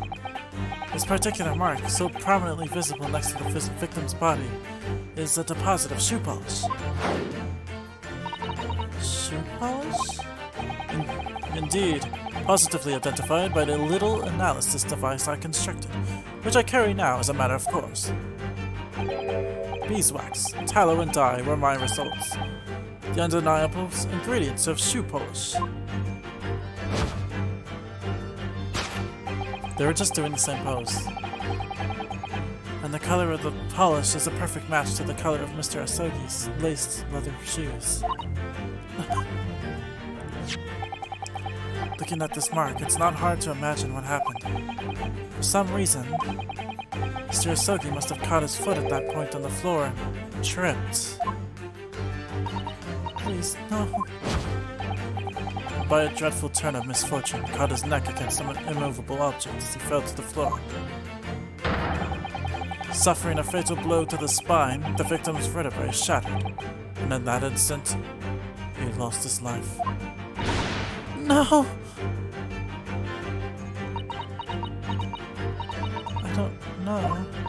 I don't know anything about this. Is that really true, Miss Pavlova? No. What about the evidence left at the scene where Mr. Asogi lost his life? Yes, the facts are as clear as day to me. You did all you could to conceal the incriminating evidence. But now your involuntary glance betrays the hiding place you chose. That's right, you hid the evidence that links you to the victim's death in that traveling case. I don't believe it. Kazuma-sama merely tripped over and now he's no more? It can't be true. I refuse to accept it. I know it's hard to believe, but the mark on the floor does seem to suggest that's what happened.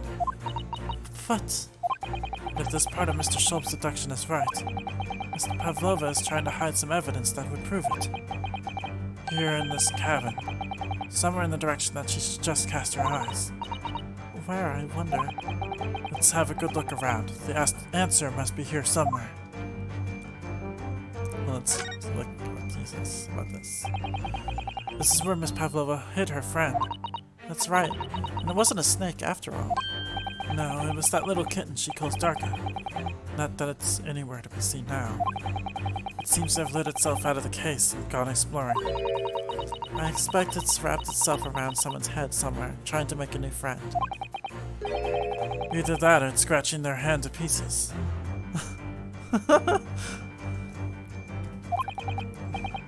The point is, where has it got to?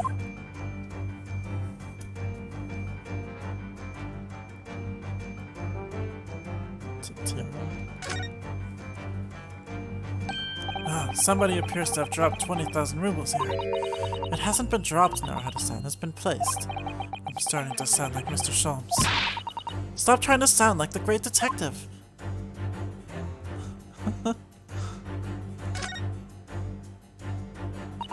This is a waste paper basket. Perhaps all the first-class cabins have them. Miss Pavlova only started occupying this cabin late last night. Presumably, there's not much rubbish in here yet. Oh, what's that? That wasn't there earlier. It's a broken piece of glass, isn't it? Yes, it is. I feel like I've seen it somewhere before. If it looks familiar, perhaps it's more than your mind simply playing tricks on you. Alright, let's go with this one. Yes!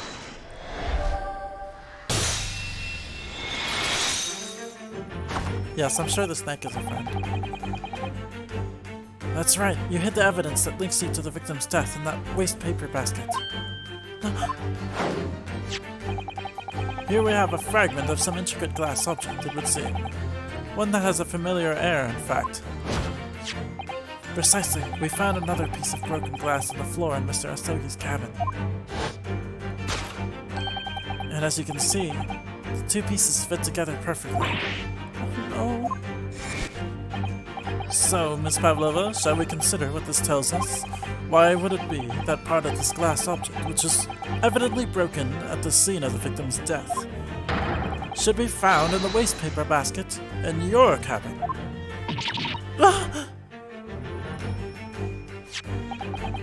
You're well acquainted with this glass bell, are you not? I don't know, in that hushed Russian accent of yours. Won't save you this time, dear girl. Why? Because we have conclusive evidence linking you to the bell in question. What? Take it away, Mr. Hanaruhodo. Yes. Evidence linking Miss Pavlova and the little glass bell. That would be... That is this one. Yes! If you look at this photograph, you can clearly see, hanging from Darka's collar, the very glass bell in question.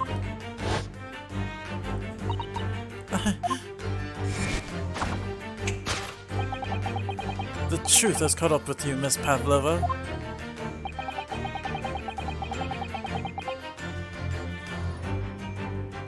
The young man who lost his life last night did so after a truly inauspicious fall.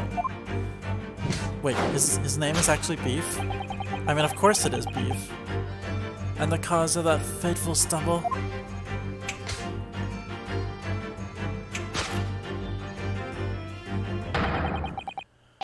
Your absent feline friend, Darka.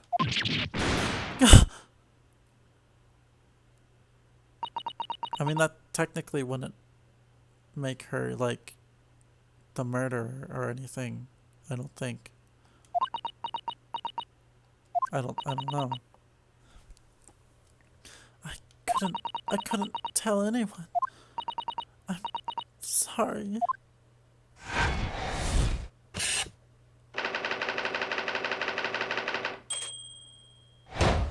Dang. Death by tripping over a cat? You know, if I were Kazuma, I would have just not died. You know? Would it be smarter just not to die?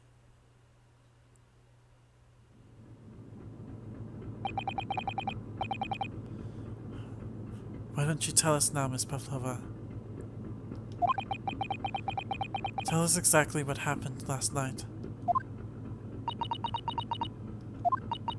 It was a little after 1 in the morning. It was so late, but I hadn't had time to feed Darka, so I gave her some food. And then, all of a sudden, she scratched me and jumped out of my hands. I developed an accent for some reason. People do say that cats become very anxious and nervous in new environments. She was so fast, she disappeared through the ventilator before I could stop her. And that is how you acquired the rather nasty wound on the back of your hand, I take it. Yes. And I had read the rules on the wall. I knew that I was not allowed Darka with me. Yes, modern science suggests that animals can carry infectious diseases. It's a precaution, really. He's also got an accent for some reason. So I listened and listened. trying to hear if there was some noise in the next cabin. It was very quiet. I was sure if someone was there, he must be sleeping. So at that point, you thought it's safe to try to lure the kitten back again? By dangling the end of the toy through the ventilator and into the adjoining cabin. Darka always loves this toy, but it didn't work. Nothing worked. I tried using her favorite toy. I tried whistling to her softly, but nothing. She didn't return.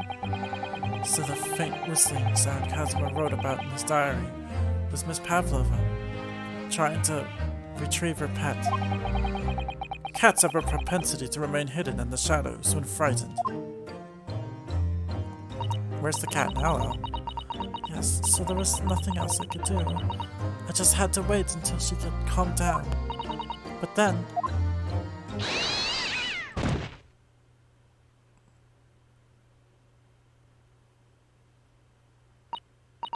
I nearly passed out with shock. I heard her cry out, and then... Oh, it was such a dreadful bang. Then afterwards, nothing. It was totally silent. Kazuma was...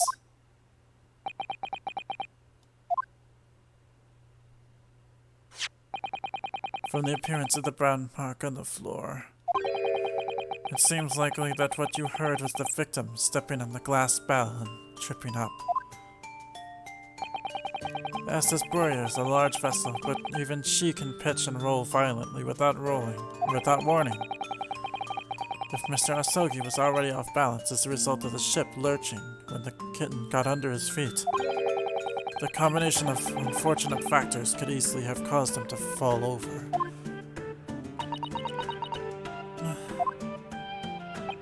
But what became of the kitten afterwards? In the end, I managed to get her to come back through the ventilator. Yet Darka is nowhere to be seen. I must have forgotten to lock my case, and now she's disappeared again. Gracious, that cat is as insufferably restless as I am! Well, he knows something about himself, at least. When I woke this morning, I heard that a young man in the cabin next to mine had died. But I couldn't bring myself to tell anyone what had happened. I was too scared. Scared that they would send me back. Oh, hold on a minute. What about the snake? You're right. Where is it? If the snake is your friend, Miss Pavlova, then whose is it, and where did it come from? What on earth is such a dangerous creature doing on board this ship? It's... what's his face? Oh, I didn't say? Snake is my friend. His name is Pirosko. Huh? Huh? What?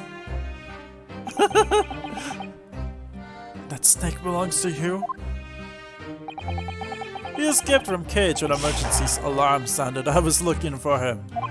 I did not expect to find him here. Yes, how did that snake get into this cabin? But animals are not permitted on board. Ha! We are at sea for 1 year. You want to be so long without close friend? Without someone who understands? Couldn't you find someone a little more human who understands you better? But my dear burly fellow, the gargantuan venomous snake, surely you can appreciate the danger you're putting in if you went in. No venom. Huh? Pirosko does not have venom. He is harmless. Very long but very gentle. He is adorable like Granny. It's venomless? Yes! Now he is hungry, so he is in bad mood. But once I feed him, you will see a big smile. And you feed him what? Milk, I suppose? Oh no! Did the snake eat the kitten? Ha! Like they say, milk chickens? Ridiculous! Snakes that drink milk are only in stupid stories. Pirosko eats mouses. Big, fat, round mouses. Oh, so... is that what the mousetrap in the passageway out there is for? Of course! How else can I catch my friend's favorite food? Nothing says top of the food chain like the look in their eyes right now. Shelmes is dead. It refuses to drink milk. It can't hear a whistle. It can't climb up a bell cord, and it's not even venomous. Wow, the deuce did something so inept to land a starring role. It's not my fault. I do not make up stories. My Piroshka has nothing to do with this incident.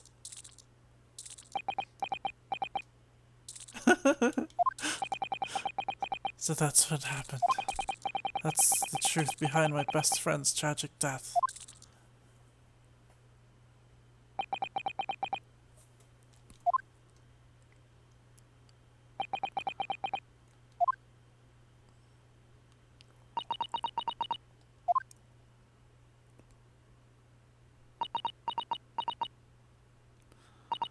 Miss Pavlova. I understand the difficult situation you found yourself in, and I do sympathize. But please remember this. A young man lost his life. If you're going to attempt to cover up your guilt with lies, then no matter what the circumstances, I cannot forgive you. But what are you talking about, Miss Mikotoba? What lies? Miss Pavlova just confessed everything. She's about to bring it up right now, sure. It was just a series of unfortunate events, an accident.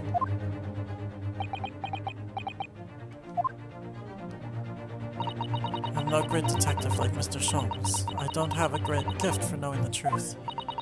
But even I can see that was not the truth. Don't you agree, Mr. Naruhodo? To be perfectly honest, yes. There's a discrepancy in Miss Pavlova's story, I'm sure of it. I just can't quite put my finger on it. No, but you can put Kazuma's finger on it. I confess, I was intending to let Scotland Yard deal with any outstanding issues on this matter. Oh. I am only present here for a very specific reason. The truth is, you, Mr. Naruhodo, are simply a distraction. A distraction? I do hope you've not been finding your shackles too uncomfortable. Not again. When did he do that? Especially as they're on your wrist as a result of my intervention. I was rather hoping I could resolve matters before we made our next port call. You were Mr. Shelmes? Yes, but I overlooked one important detail. The deceased young man was a very close companion of yours, was he not? Yes. Kazuma was my closest friend. I owed him my freedom, even. Friend is one way to put it.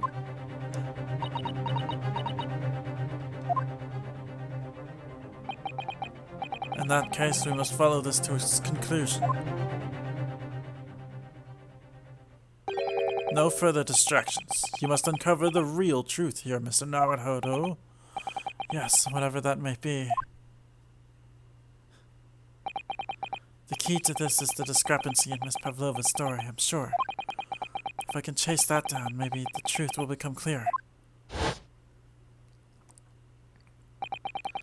The truth about how you really died. About how that scene in your cabin really came to be. Alright, I'll see what I can do.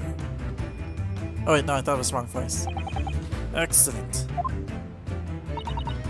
Thank you, Mr. Naruhodo. So then, shall we begin? Yes. What we should ponder first is the victim who lost his life in the cabin that was bolted shut from the inside. Was this truly an unfortunate accident? Or was it in fact no accident at all? That is what we must establish in the first instance. But we've already established... it, haven't we?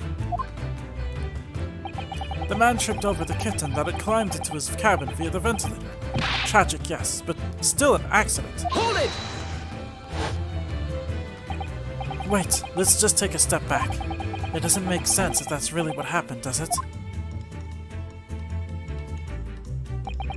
I'm going to have to ask you to spell it out for me, I'm afraid. Yes, it's starting to take shape now. There's a clear contradiction between the facts and Miss Pavlova's story here. The evidence is right there in Cosmo's cabin. It's undeniable. His death couldn't possibly have been a mere accident. Really? Let us show our hand, Mr. Naruhodo. Time to present the evidence. The evidence that proves unequivocally that the victim's death was no mere accident. Oh no, why did my health bar show up? You know it's a real decision in an Ace Attorney game when your health bar becomes visible.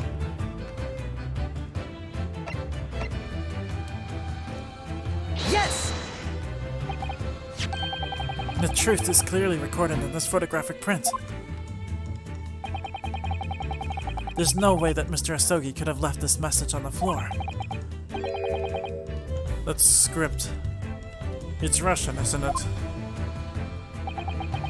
Indeed it is. The word written means wardrobe. I see what you mean. Most people would leave a dying message in their native language. Japanese in this case. but maybe he was studying Russian? It is a simple language. He could have picked it up very fast. That doesn't seem very likely. It's actually not the point. It makes no difference whether he knew Russian or not. Sorry? What do you mean? Exactly what I said before. There is no way that Mr. Asogi could have left this message on the floor. And the reason why is clearly explained in here. Damage to the cervical vertebrae resulting in instant death. Instant death. Ah! Which means, after the victim fell to the floor, he couldn't possibly have written anything. Because he was already dead.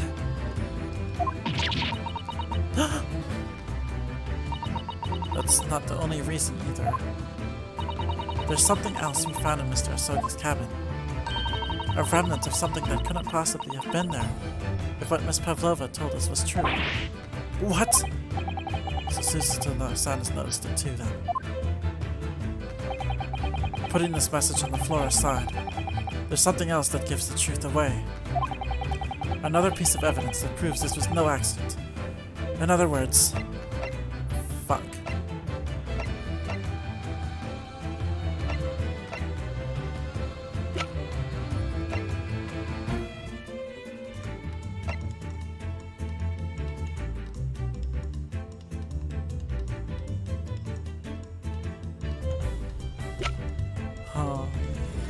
I mean, that's probably the mark on the floor because of the bell.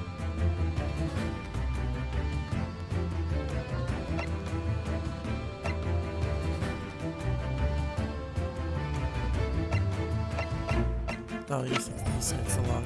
I guess that makes sense too.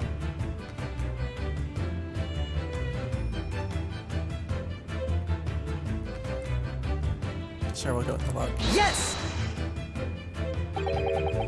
What point are you trying to make with that evidence? I'm starting to see how Cosmo's death really happened, I think. I think that you are starting to see nothing of the sort, and that was the evidence to prove it. Yeah. If it was no accident, then what we should be looking for is one of two things. Either the absence of something you would expect to find at the scene of an accident, or the presence of something you wouldn't.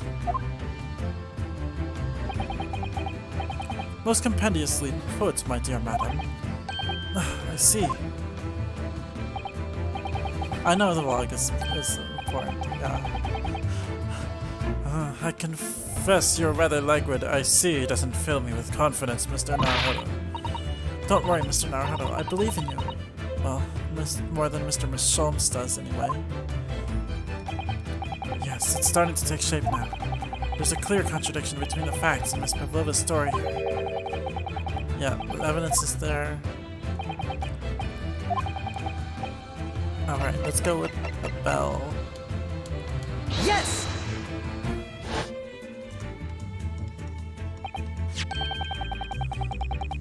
This piece of broken glass next to the mark on the floor.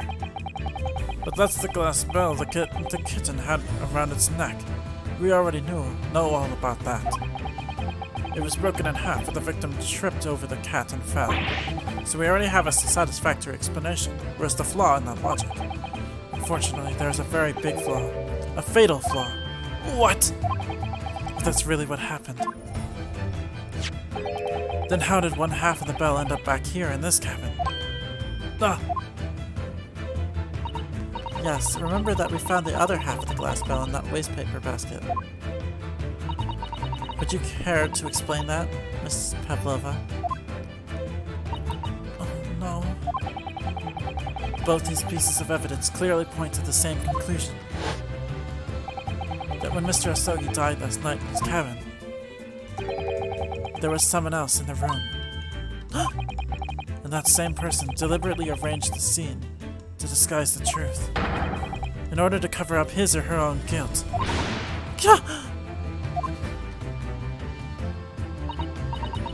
Yes, there was someone else present in Mr. Asogi's. You're wasting time! Someone else is there? Duh! Of course we know this. What are you talking about? Bulkhead was bolted shut from inside. There was no way in or out. Yes. And only other person in cabin when young student died was you! Yes! Yes. It's true. I was in the cabin when it happened. You were shut inside the cabin wardrobe, to be precise about the details. But I don't know Russian. There's no way I could have left that message. Not would have. There's no way you could have. Oops, I read it wrong, and now you want to be like that. That's fine. Would you mind? Forgive me, my dear fellow. As I was saying, the person in question wrote the word wardrobe in Russian on the floor in an attempt to incriminate me for the crime, even though I had been asleep in there the entire time. And then, the same person picked up the broken glass bell that had fallen to the floor. Hey, wait a second. Isn't this the plot of one of the Adventures of Sonic the Hedgehog episodes?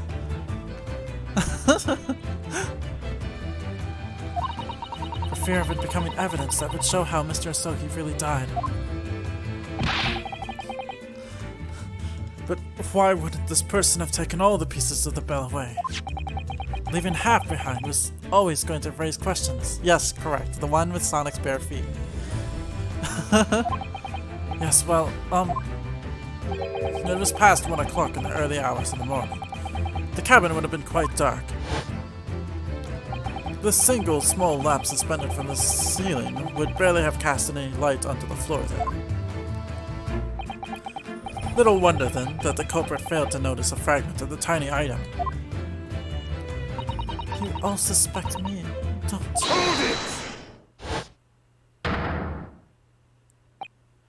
Seaman Stroganoff. Nina is a woman of sea. She is daughter of strong sailor. 2 years ago, they noticed her dancing skills and she went away to join ballet company. But before, she was dancer on this ship, a member of ship's band. You do not accuse ship's angel of being criminal. So that's it. You say that when young student died, Nina was there in his cabin. We didn't say that yet. But that is not possible. I give my tooth. Well, this is almost interesting. And why would you give your tooth, pray? How can you be so sure? You are a great detective, you should know. Look truth in eyes. Cabin bulkhead was bolted shut from inside. Nobody could go in the cabin, not Nina, not anyone. Or do you want to tell me that killer can walk through locked doors? Yet, it's impossible. He's right. But wait, I've read about this in detective stories. People often tie thread around door latches so they can open and close them from the outside. Thread? Are you stupid? These bulkheads are not barn doors. Certainly not. These are watertight doors, as one would expect to find on any modern steamship. Constructed of heavy steel, with not a gap in sight, no threads or needles or magnets could have been used. No, of course not. I thought so too. But Mr. Naruhodo suggested it earlier, so... Sisato-san, how could you shift it onto me like that? So, Seaman Stroganoff has a valid point. The cabin door could have been bolted shut from the outside. Not necessarily. What? I put it to you that I could bolt this cabin door without laying a finger on it. You did earlier. And in this very cabin, we can see the traces of the method I have in mind having been used before. I don't believe it. Well, Mr. Naruhodo, I believe you know what I mean, don't you? A way to shut the bolt of the cabin door from the outside? One way does spring to mind, yes. Do you really know what Mr. Shelmes means, Mr. Naruhodo? Yes, so should you. Because we've seen it happen. Indeed we have. So, would you care to do the honors, Mr. Naruhodo?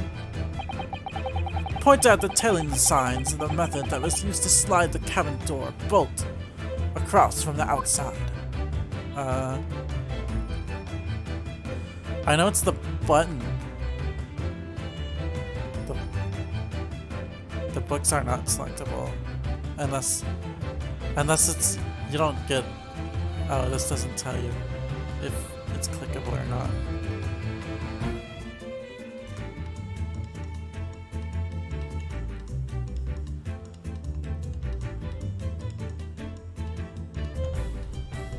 I don't think it's the books, because that's not like the method. Though I guess it is signs of it.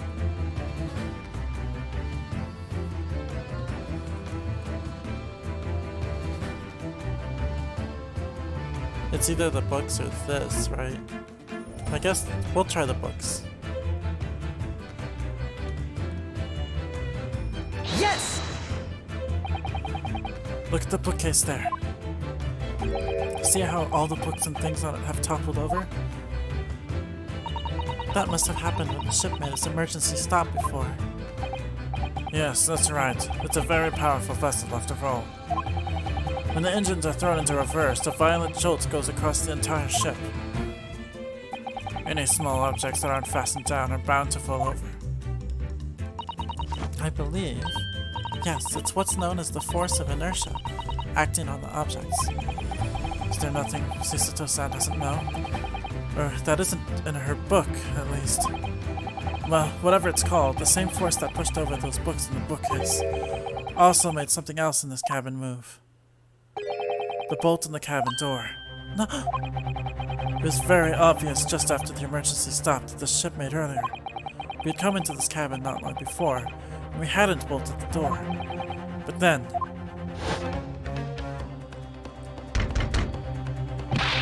Hello? Is anyone in there? Shout if you need assistance. Oh, that sounds like... Inspector Hosonaga. Oh, yes. That's it. When the ship stopped suddenly, the bolt flew across and locked the door.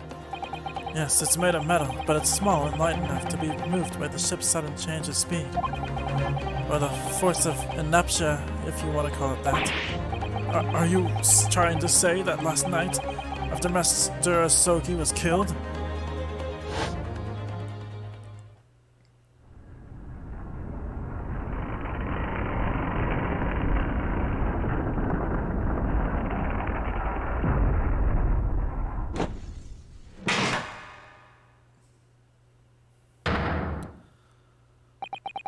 The SS Boria made another emergency stop? When I woke up this morning and looked around the cabin, I thought it looked a little odd.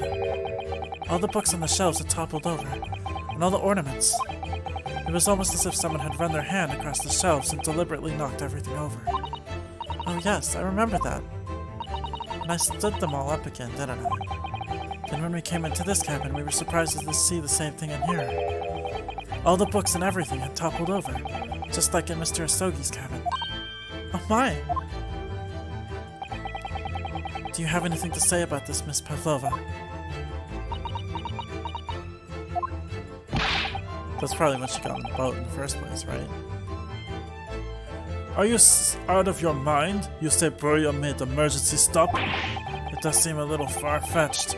How could that possibly have happened? This guy's voice changes every time. Unless you're saying that the culprit is actually someone from the engine room? Oh, it is simple enough.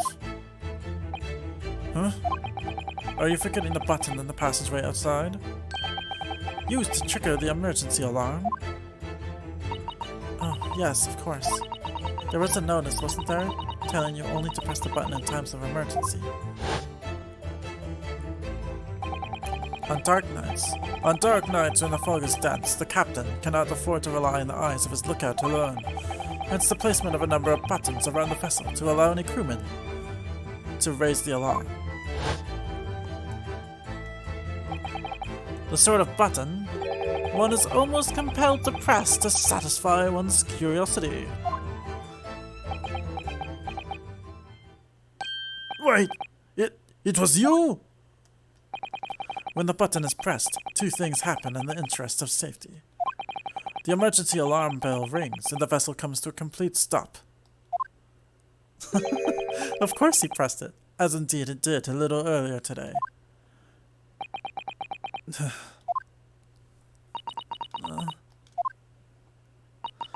Mr. Shelmes, surely it wasn't you who... As I always say, a button has but one purpose in life. To be pressed, whatever the occasion. He sounds almost proud of himself. How dare you mess with ship! I report you to Captain. You are in so much trouble now. Now, I'm sure all can wait until later. Let us not overlook the fact that we have now learned a valuable lesson when the vessel makes an emergency stop. The bolts on the cabin door slide closed. So, what we must now consider... Yes, it all comes down to one thing now. Last night, after what happened to Mr. Asogi, did this ship make an emergency stop, or did it not? You are idiots! Burya is a huge ship with many passengers. If we make an emergency stop, and even in the middle of night, there would be chaos everywhere. What are your thoughts? Different voices. What are your thoughts, Mr. Naruhodo? Well, it's certainly possible that some kind of emergency happened last night. We have evidence to support that idea. Really? What evidence, Mr. Naruhodo? Fascinating. Do show us, my good man. What evidence promotes the theory that some emergency gripped this vessel last night? Now it's the logs. Yes! Seaman Stroganoff, it's your duty to patrol the first-class area of the ship, is that right? Duh! That is correct. Why? And the ship's log here.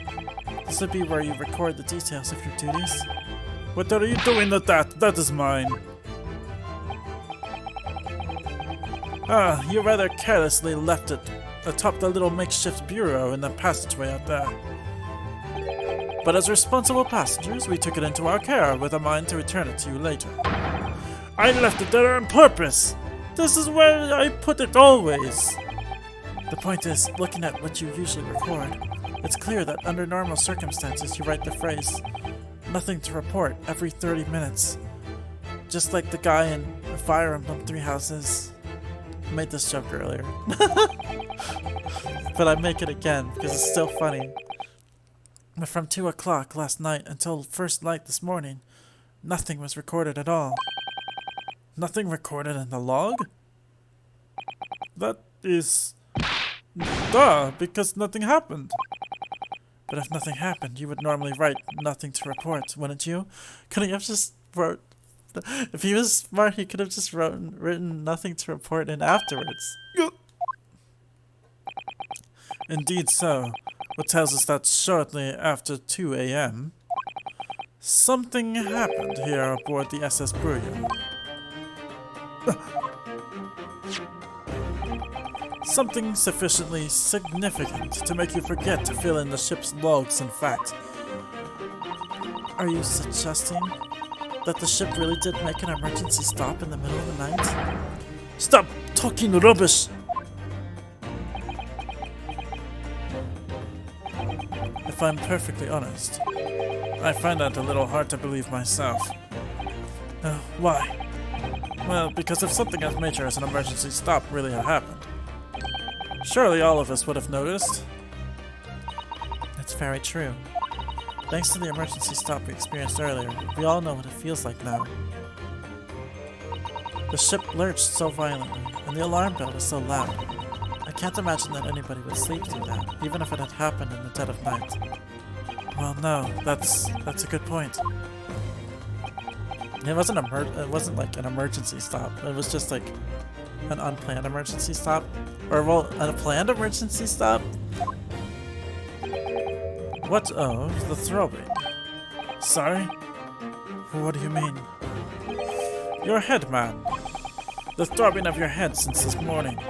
We have all suffered with it. Oh, yes. I have had a headache, you're right.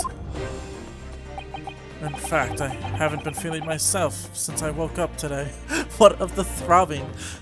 They've all had throbbing since this morning? Was there any dirty wood involved? Nor have I. My head has been feeling heavy ever since dawn. Yes, you've all been afflicted, haven't you? Just as I suspected. He's right. My head's been throbbing today too. And since eating dinner yesterday evening, everything has felt sort of hazy. I can't really remember anything that happened after I climbed back inside the wardrobe. Then the first thing I noticed this morning was throbbing pain in my head. I had already been dragged out of the wardrobe and had those handcuffs put on me by that point. Why didn't I wake up when all that was happening to me? Tell me, Mr. Naruhodo, you boarded this vessel as a stowaway, didn't you? Oh, well, yes. Sorry. The stowaway class of accommodation doesn't really usually include meals. What did you survive on? Well, Kazuma looked after me. He was always happy to share his meals. It's pretty gay. So you enjoyed some of the whole roast chicken dish that was served yesterday evening, I take it? Yes. In fact, I had all of that. Kazuma wasn't fond of chicken. Oh, really? So the victim didn't eat any of the chicken at all? That's right, he didn't touch it. Is that relevant? My dear fellow, does that not strike you? Mr. Shelmes, do you mean to say that there was something wrong with the chicken? I do. No. Really? Is that really true? The meal prepared for the passengers last night had been tampered with. Tampered with by the addition of a soporific, designed to induce a very deep slumber in those who consumed it. Right. They needed everybody asleep so that they could stop to pick up what's-her-face. And they had to kill him because he was awake. Something like that. Do you mean whoever did this laced every meal with a sleeping drug so no one would notice the ship's emergency stop? Mr. Naruhodo, of course that's not what Mr. Shelmes means. What a far-fetched idea. Precisely. Lacing every meal of every passenger on board with a soporific drug would certainly be impossible. Unless that is, every single member of the crew was a conspirator. What? Mr. Shelmes? Well, semen. Semen. Throbbing, unclean wood. I'm sorry to say that any more deception in this matter will get you nowhere.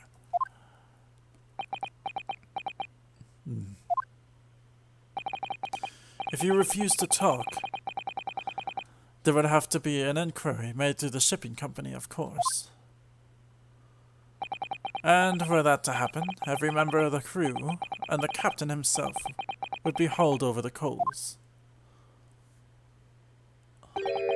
For aiding and abetting a renegade.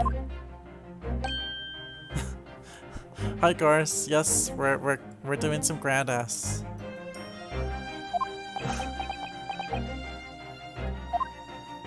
He's just looking around. Please, no more. I will tell everything. Ugh. I cannot make problems like this for everyone anymore. These crewmen are your former comrades, I believe. His face is striped because there is a snake that this as his friend and was wrapped around his face. Yes. So when I decided to run away, I asked them to help me. We all agreed to help, everyone together. She threw away everything, her fame in the ballet, Mother Russia. We wanted to help our angel. I don't believe it. You are right. We put sleeping drug in chicken last night.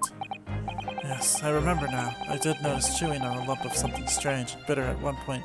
You bit into the actual pill and you just... Duh, we could not make all drug. How did you say, dissolve? Ugh, talk about heavy seasoning. At midnight in waters near Shanghai, we brought our angel on board. This is shitty Russian accent.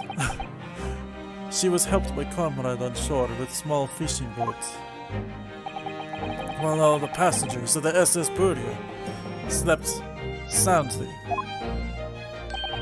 thanks to the almost magical effects of the slumber-inducing potion their evening meals had contained. So if that's what happened, the only people awake on the ship last night were the crew, people who disliked chicken, and the newly boarded passenger, Miss Pavlova. And that means it would have been possible for you. You could have used the emergency stop trick to lock Kazuma's cabin door.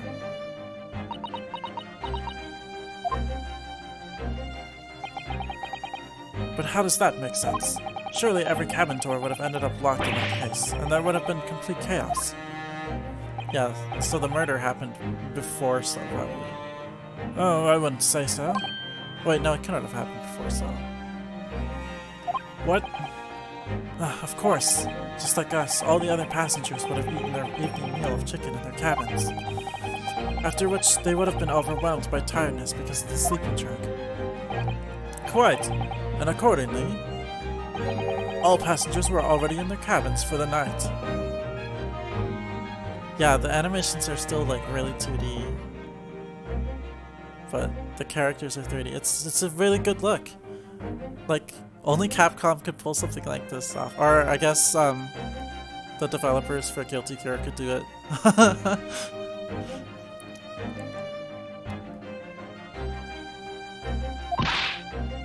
Yes! The overwhelming majority of passengers would habitually sleep with their cabin doors bolted anyway. And so not one of them would have found it remarkable to find the door locked in the morning. In summary, in order to fasten the bolt of a single cabin door on the ship, the culprit brought the entire vessel to an emergency stop in the early hours of the morning.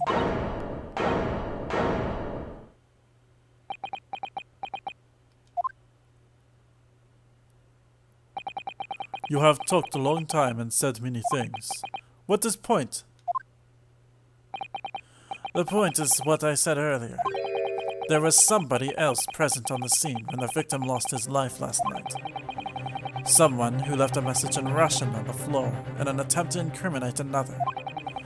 Someone who tried desperately to hide the broken fragments of glass that would reveal the culprit's identity. Yeah, his first name is Beef, so his full name is Beef Stroganoff.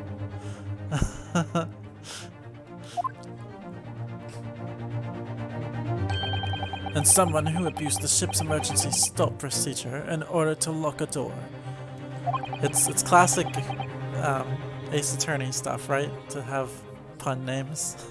All told, a busy night. Oh yeah? That sounds... I've never actually had beef stroganoff, I think. but... I don't know about any of this. I am just a little girl.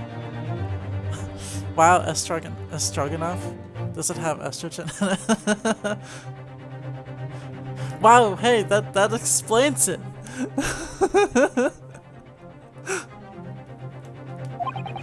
You like to speak with your long English words and explain your clever ideas. But I am sailor, and sailors don't listen to long, boring stories. We don't believe. Sailors like me, we trust only what we see with our eyes. Eyes. A laudable trait. What? I am quite of the same disposition, my good man. Observation to me is everything. Mr. Naruhodo. Oh, yes? Do you hear it? That accusatory cry of guilt on the wind. What accusatory cry of guilt? You know, I've been going for like 2.5 hours. I'm not stopping because like we're not at a save point, but I need to go like get some water. I've been talking a lot, so I'm gonna go BRB for a sec and get some water and stuff.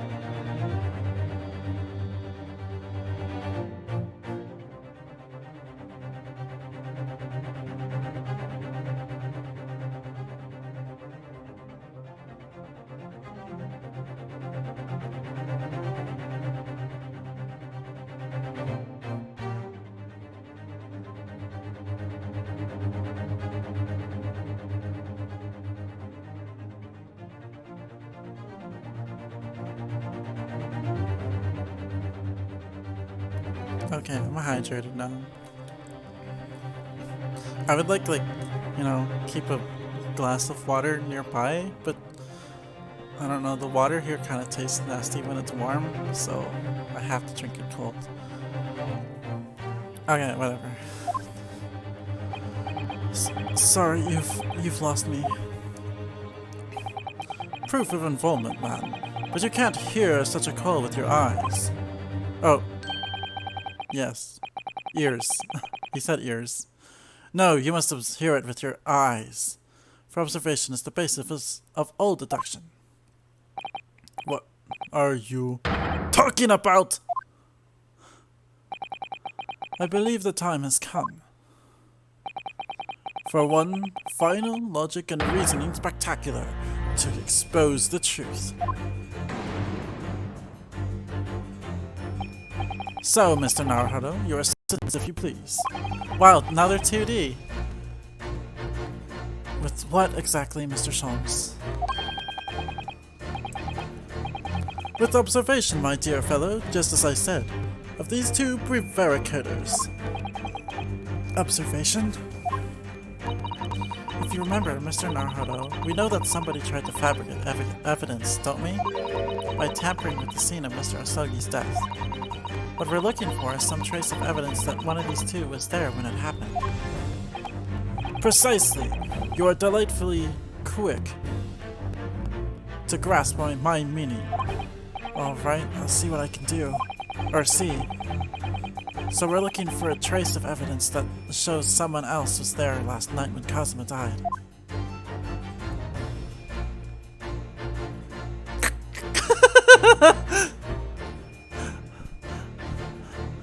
He's just got this purple stain on his shirt. I guess it isn't a really difficult to see place. What did we say about his hat? Have you noticed something significant about Seaman Stroganov's hat? Huh? Oh, no, sadly not. I was just thinking that if only we'd found it in Kazuma's cabin, it would all be so easy. That's true. A hat dropped at the scene would have been very conclusive evidence. Ah, that's a point. I'm sure I saw your university uniform hat at the scene somewhere. That is not a point. At least not one I'd like you to make.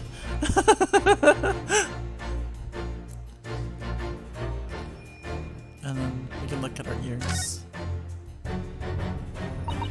She has such petite ears. I'm like, oh, is it the same thing about it's just the same thing about the earrings. You can't make this text go any faster.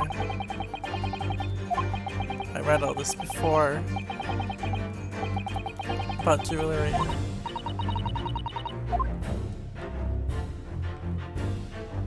So I'm guessing that that's the same thing as about this. They say the same thing about the right ear. How it's like already broken.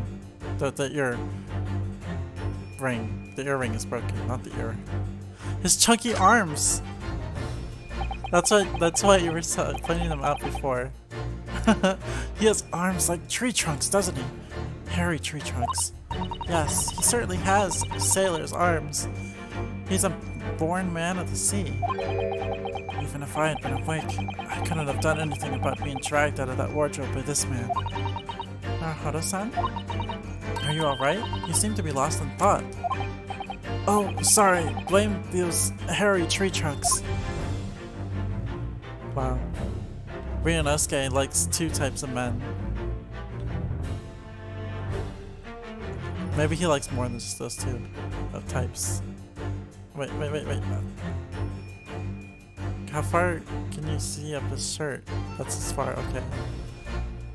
Oh, this is his belt. I thought it was his underwear or something.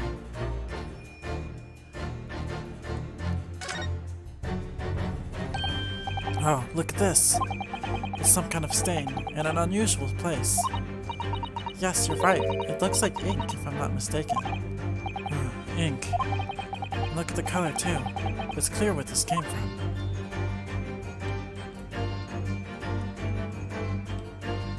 Yes! Blueberry juice.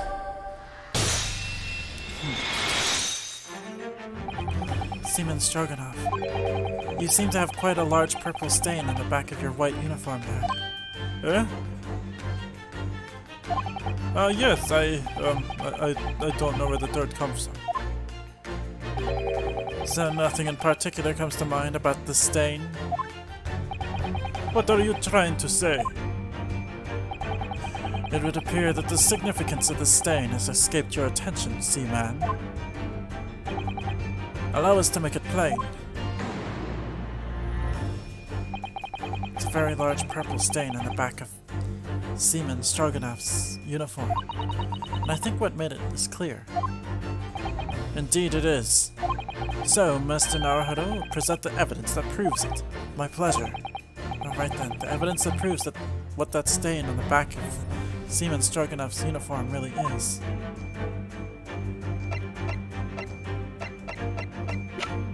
We don't have, like, I was checking to see if he had like the pot or something. I guess it's this. Yes!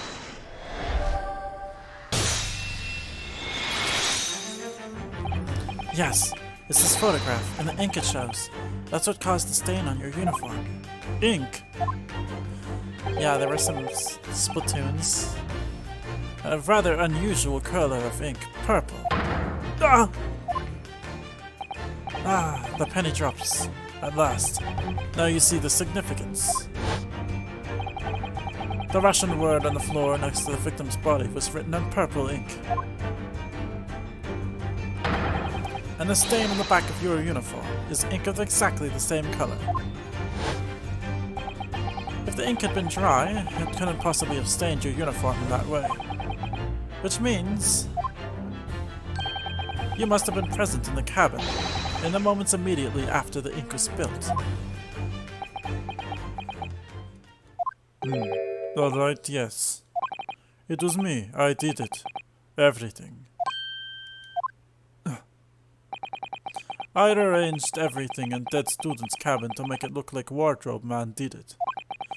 Then I pressed button to make Burya do emergency stop and both cabin doors shut. I did everything so no one could suspect our angel. Beef, please. Beef.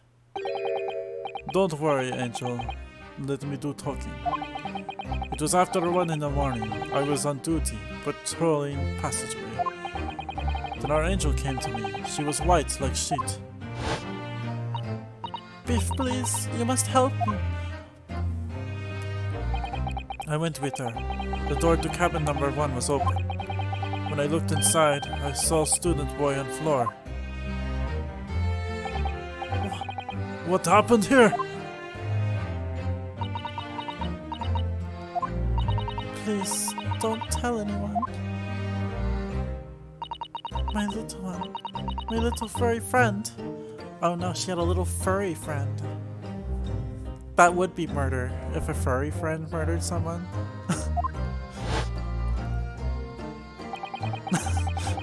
But she's talking about her cat. So. Everything that happened in the cabin is like Angel told you. The kitten escaped through the ventilator into Mr. Asogi's cabin. Oh wait, wrong voice! Then he tripped over it and broke his neck when he fell to the floor. Yes, that is right. So, after the incident, when the cat ran away, Miss Pavlova then visited the cabin next to hers, only to find its occupants lying lifeless on the floor. She said she was worried when she heard sound of something falling on the floor. That's when she went to look. No, Angel?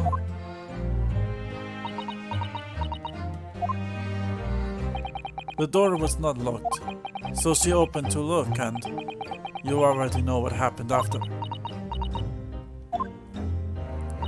There's just one thing, if you wouldn't mind. What? When you went to Mr. Asogi's cabin, Miss Pavlova, was he already dead? Why? I already told you. When Nina opened door of student's cabin and looked inside, I was asking Miss Pavlova. Well, Miss Pavlova? Duh? I guess, maybe? Oh. Yes, that is right. I saw him. It was dark. And he was wearing black, but he was on the floor, not moving. I was scared.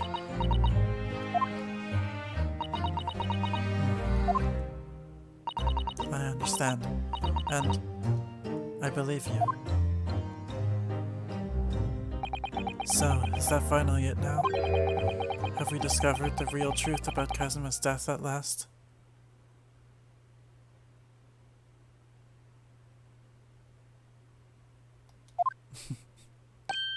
Ah! Something very nearly slipped my mind.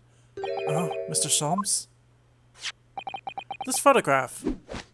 Yes, I took this myself, you know. The cause of death was a broken neck, therefore the victim died instantly. In the unfortunate incident that precipitated those events, a kitten, on which the victim stumbled.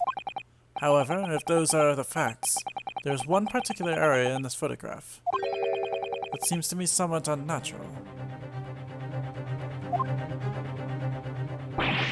What do you mean, unnatural? What are your thoughts on the matter, Mr. Naruhodo? Oh, well... Kazuma tripped and fell, and by some terrible stroke of bad luck, broke his neck. Which part of this photographic print seems unnatural? I mean, if he broke his neck, that means he fell over backwards, right? But I'm not really sure where I would need to point for that.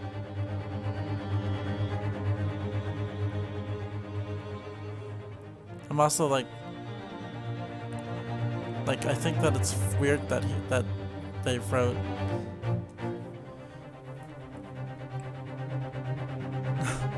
I also think it's weird that he would have written that anybody would have written wardrobe. Like, I don't know why anybody, like, why the other people would have written a wardrobe, considering that, like, considering that nobody actually knew what's-his-face was in the wardrobe yet, right? But yeah, I guess the fist does make sense. It is a little weird, so let's go with Yes! that. Alright, if he really... Oh, alright, if he really fell due to an unfortunate accident, then his fist just doesn't seem quite right.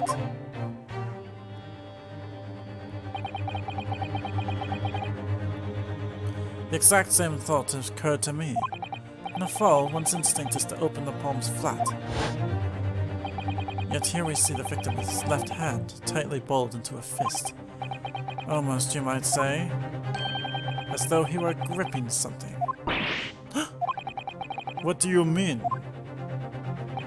Simply that I took the liberty of investigating the victim's fist a short while ago. You did? And what praise do you imagine I found there, my dear fellow? Mr. Shelmes, show us, please. Why, of course, my dear madam. Would I keep you in suspense? This is what I found. Oh, a crescent moon with a little gemstone in the middle. Yes, you're right, a crescent moon. It's very pretty, but what does it tell us? It tells us nothing! I'm not so sure. That crescent moon it looks familiar somehow. I'm sure I've seen it somewhere before. Observation, Mr. Naruhodo. That is the key. What? The truth is now tantalizingly close. How did that crescent moon come to be in Kazuma's clenched fist? This is the final clue. The last piece of the puzzle. Ask yourself, what does this little crescent moon mean? What significance has it? And observe. Find the answer with your own eyes.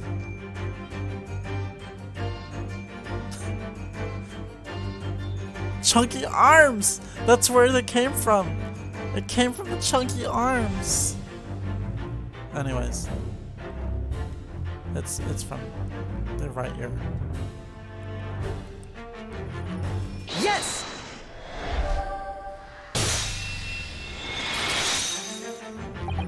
Miss Pavlova, I noticed that on your ear. Even though you have a metal earring, the decorative part of it seems to be missing. The little link holding it on must have broken, I suppose. What? But looking at your other ear, I noticed a crescent moon. No! I don't believe it! Now, the missing crescent moon was found in the victim's clenched fist. Clearly, there's only one logical conclusion. Wouldn't you agree, Mr. Naruhodo? Yes. Miss Pavlova, Mr. Asogi must have grasped that crescent moon and pulled it from your ear. Perhaps just moments before he fell to the floor. In other words, last night in Mr. Asogi's cabin, you witnessed the moment when the victim fell with your own eyes. In fact, you were quite literally at arm's length from him. But then the question is, why did Mr. Asogi do that? Why did he pull your earring from your ear? and hold it in his clenched fist during his final moments. Oh no. Angel. No one can protect you now. Please, Miss Pavlova, tell us the truth last night. What did you do to Kazuma? She said hat. I think she said hat. She just called Ryunosuke hat? When I think about everything that happened yesterday, it was too much. Running away, the fishing boat in the middle of the night, trying to climb onto this huge ship. Oh, Farnbeck. And then, when I was at last in this cabin, and I could relax after this horrible long day. Meow. Darka, wait!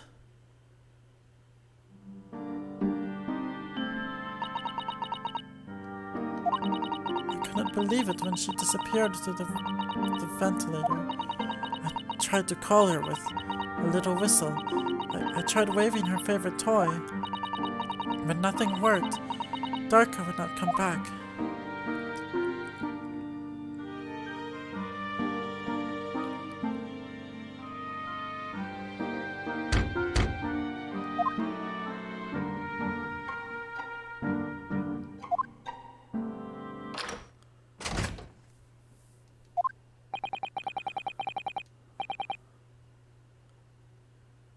What are you doing here at this time of night, Inspector? Oh. I'm sorry. I thought it was a friend of mine. Oh, he's alive. Even if only in memories. The young man from your country. He was very polite and kind. He helped me to find Darka, and he promised not to tell anyone. But then, when I had my friend in my arms again, I was going to leave the man's cabin. Just a moment. Sorry, but... Oh, yes? I'm sure I know your face. I've seen you somewhere before. Of course. You're Nikolina Pavlova, aren't you? The Russian ballerina. Huh? No, I don't know that name. My heart nearly stopped when he said that. He knew who I was. How could this man from a land in the faraway east know a Russian ballerina? Yes, I saw your performance in Japan. The beauty of the ballet made a deep impression on me. But what are you doing on this ship? I'm sure I read that your ballet company was performing in Shanghai at the moment. I can't fool him. I have to tell him the truth and hope he doesn't tell anyone.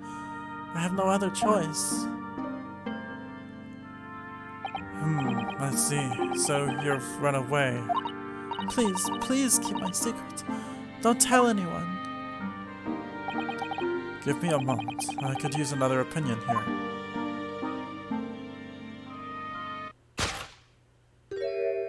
He's going to pull that cord.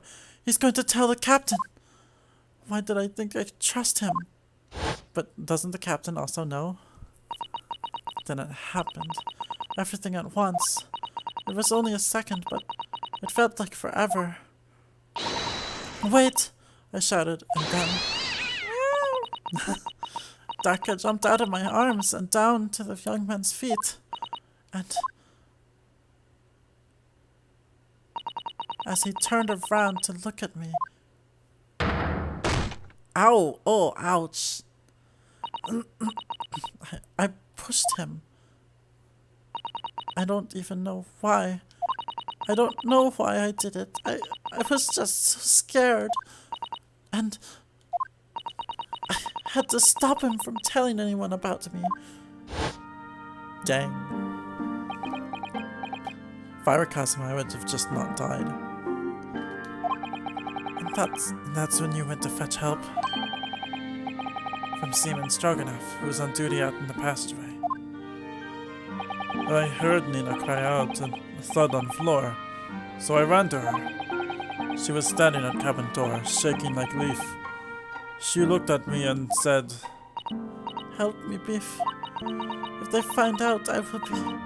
Please, I have nowhere to go." So you decided to help.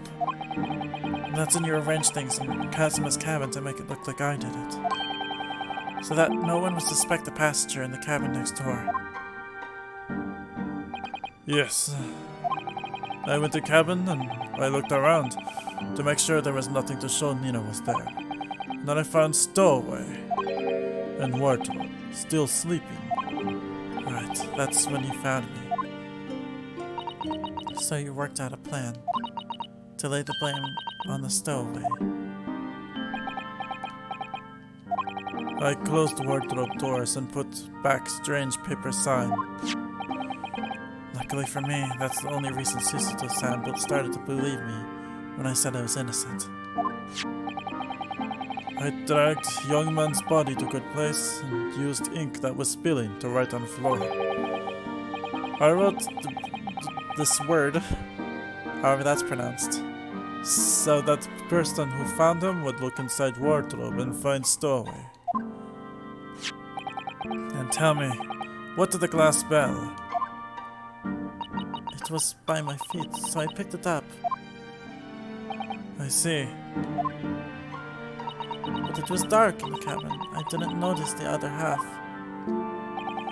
Then Angel went back to her cabin, and I finished job. By pressing the emergency alarm button in the passageway? Yes.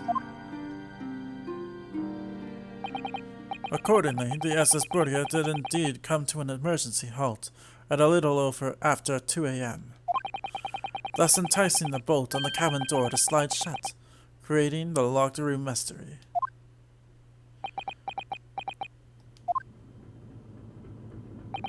There's still one thing I don't understand, Miss Pavlova. What? Well, you said that you told Kazuma about the fact that you'd run away from your homeland. And it's because you were worried he was going to tell the captain that you pushed him. Isn't that right? Yes. But even if he had pulled the pull cord and called for the captain of the ship, aren't you friends with every member of the crew? Yeah. Garderobe? That's how you would pronounce that? Or is... Why would that have been a problem? It was what he said first. That made me scared. What he said first? Oh, because he's... What are you doing here at this time of night, Inspector?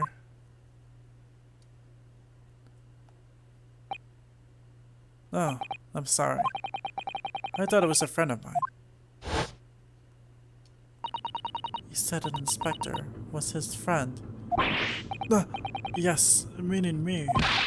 Who was supposed to be acting as his bodyguard. I thought that if police knew about me, they would arrest me. So before he could pull the bell cord, May I stop you a moment, please, Miss Pavlova? It just doesn't seem to make sense. I mean, was Mr. Asogi really going to pull the bell cord? I don't know. What? What do you think, Mr. Naruhodo? Yeah, no, he was probably gonna ask Ryunosuke. There was gonna be like, hey boyfriend, what do you think? Well, I'm not Kazuma, so I can't know for certain. But he was a man of his word. If he told you he wouldn't give your secret away, then he wouldn't have done. No, he was walking over to it. He was going to pull the cord.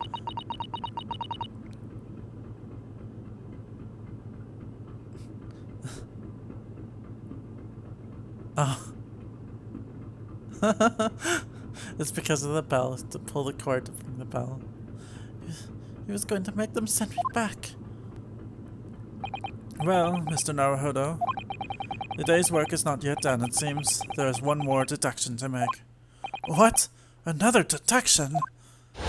We gotta do another one? Yes. What action was the victim really about to take at that moment?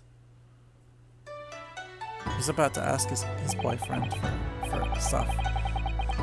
And can we determine whether the young man's gaze was directed?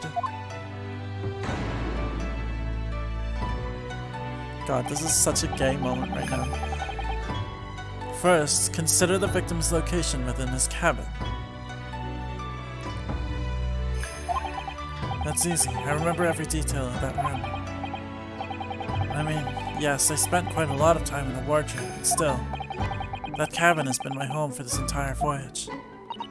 So this is how the cabin looked last night, when Miss Pavlova visited Kazuma-sama? Yes, it's exactly how it was. Are you ready then, Mr. Naruhodo? Yes. If there's one thing I've learned today, it's that a simple gaze can reveal all manner of truths. God. Wow, I'm gonna cry. And not only that, in order to draw the right conclusion, you can't afford to be out by even a little bit when you're following the gaze to where it lands. So when he turned away from Miss Pavlova, what exactly was Kazuma looking at?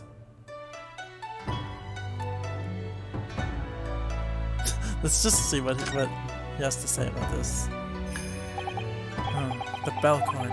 So Miss Pavlova thought that he was just coldly ignoring her request, going to pull the cord. But the Kazuma I knew would never have done something like that. No, I'm sure of it. The bed. He was gonna go to sleep. His bed. I remember him being annoyed about the pillow. He said it was too thin. Didn't he put that big, thick book of Japanese law underneath it, in fact?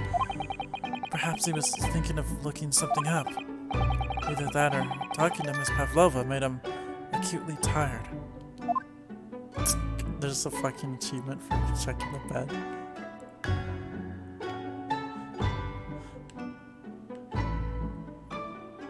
He had so many thoughts about that bed, and he's just like, that wasn't even related to the thing. He's just having memories about his boyfriend. Wow.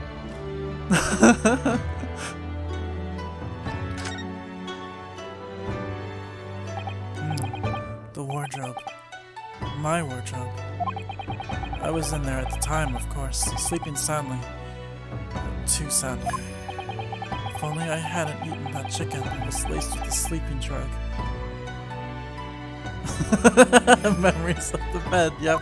If only he'd woken me up. Then maybe this tragedy would have never have happened. Take that! Take that! What a thing to say in this moment. Take that! Considering everything that had happened last night, certainly it may have looked as though Kazuma was going to ring the bell cord. Yes, however. What is directly beside the bell cord? The wardrobe. The wardrobe. And more importantly, what was inside the wardrobe? His clothes? The man's great friend, sleeping soundly. That's one way to put it. Miss Pavlova, please, think back very carefully. What were Mr. Asogi's exact words last night? Give me a moment.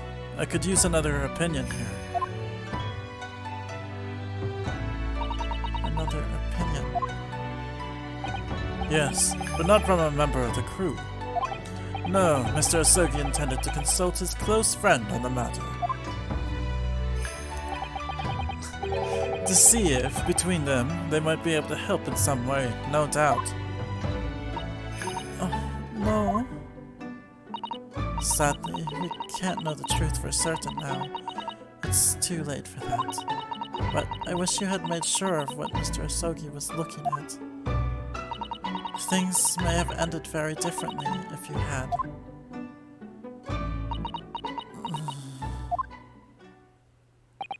Miss Pavlova, I want to thank you for finally admitting the truth. But unfortunately, the truth is, a man lost his life because of what you did. And that will never change. I hope you'll never forget that. I'm sorry. Really, I'm so sorry. What have I done?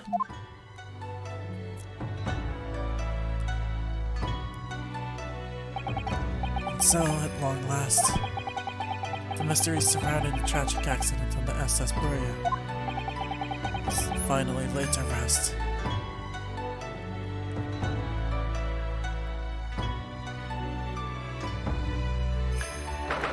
9th January, 7:14 p.m. SS Buria, first class cabin, passageway.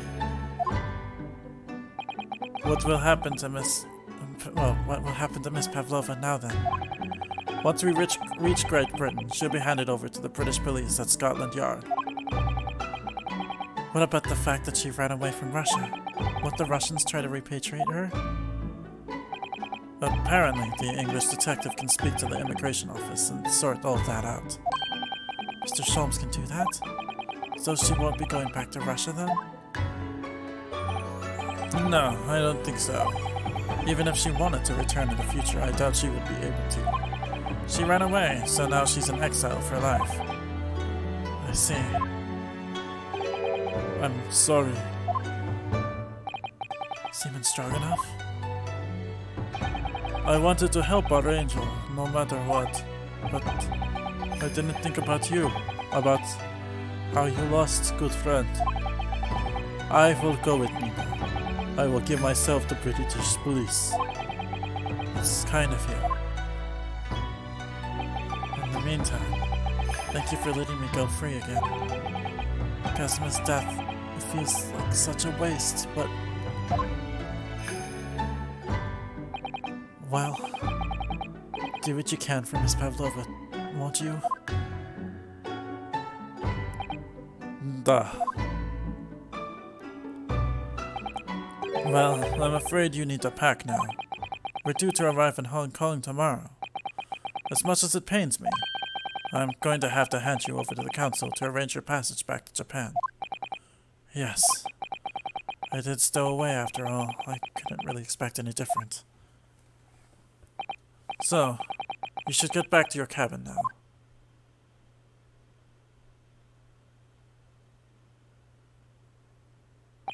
It looks like my study tour to Great Britain is over before it's even begun. To think that only days ago, Kazuma and I were laughing together about how we'd tear up the streets of London. That seems like a distant memory now.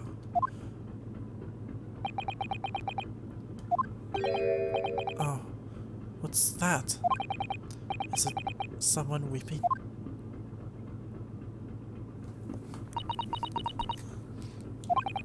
Susato-san?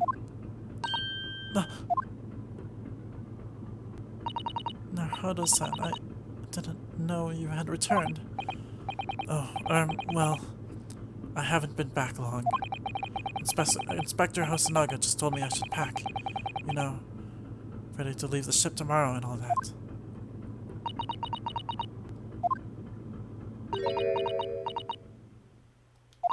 I still can't believe this has happened.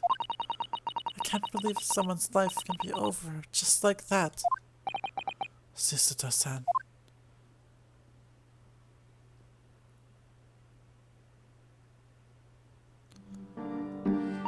He had such grand ideas for this visit to Great Britain. So many dreams. And now they've been cruelly taken away. Just as he has. I thought I could never forgive the person responsible. But now we know the truth, that it was just an accident. Just a silly series of mishaps. It's too much, Naruto-san. It's just too much. Yes, I know.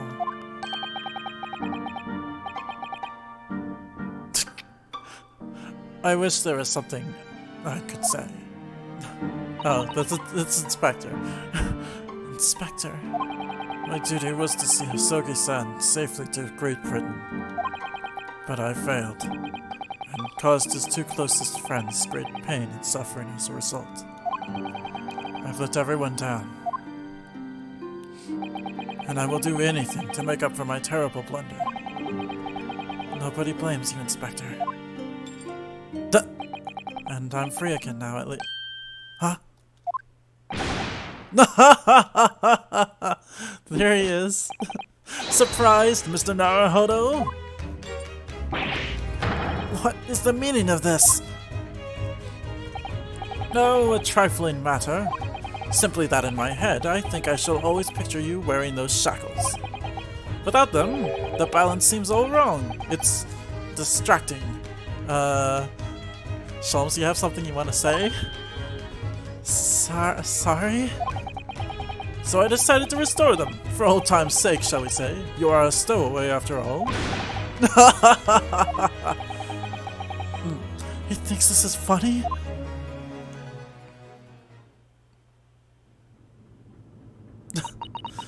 Mr. Shelmes.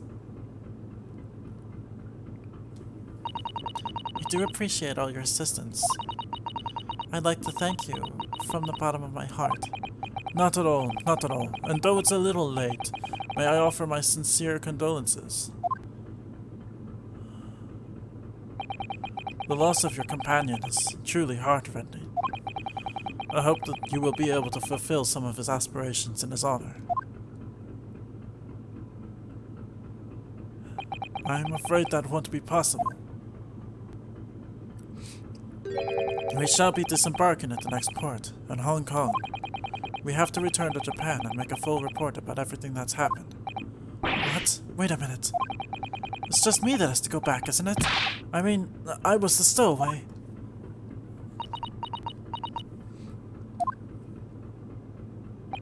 The terms of the study tour were negotiated by the Department of Justice in both Great Britain and Japan. It was to be one lawyer and one assistant. What's to be? In the light of Mr. Asogi's unfortunate death, I'm afraid the study tour can no longer go ahead. No, I don't care for me, but poor Susato-san. My dear fellows, the majority of problems have an extremely simple solution, you know. I'm assuming that is him. Yep. All you require is one lawyer, and the study tour can continue, surely. But there is no one else with the necessary qualifications, Mr. Shelmes. We know of no other lawyer. Qualifications, you say? Any qualifications obtained in your own country will be of little value in Great Britain, I'm afraid. Oh, but anyway, the voyage to London still promises a good month of time. Ample opportunity, I would say, to find yourselves another suitable lawyer. Yes. Miss Susato? Yes? Do you think perhaps I might be able to do it? But you're not a lawyer, Mr. Naruhodo. Oh, unless, are you studying law? No, I'm not. But what is his original major? What was he originally studying?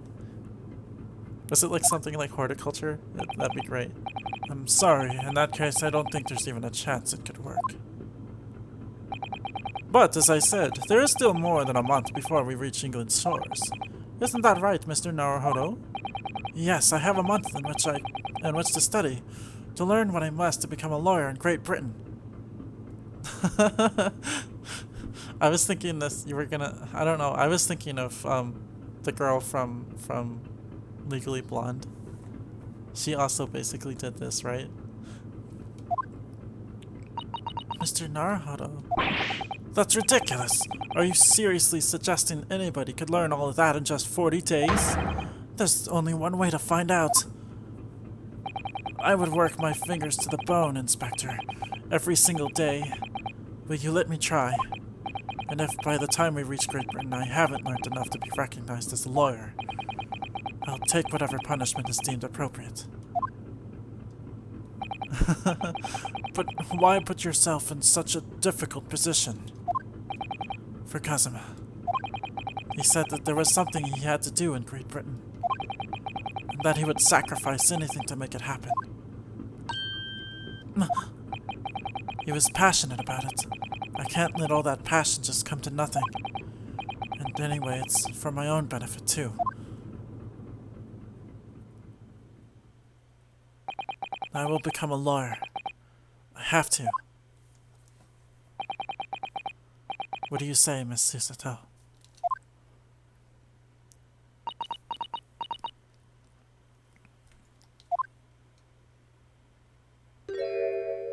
An English major? I think it's a wonderful idea. Thank you. So, what does our bespectacled inspector friend say? I will become the Grand-Ass Attorney! Are you serious? One lawyer and one assistant. The numbers are indisputable. No, no, no, it's madness! Yet fascinating, wouldn't you agree? Fascinating? Duty and rules are the dull routine of existence that we all abhor. Give us interest! Give us fascination! Speak for yourself.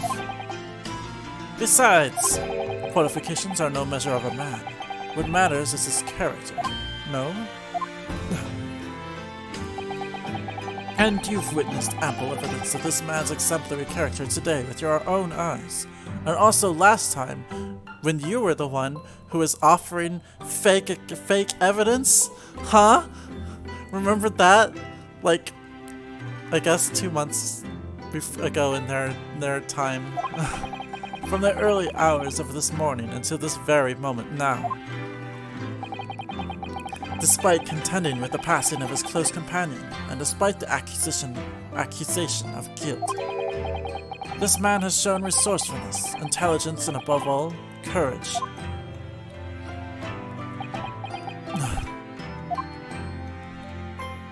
Very well. I'll think of a clever way to word my report to the Department of Justice. Inspector!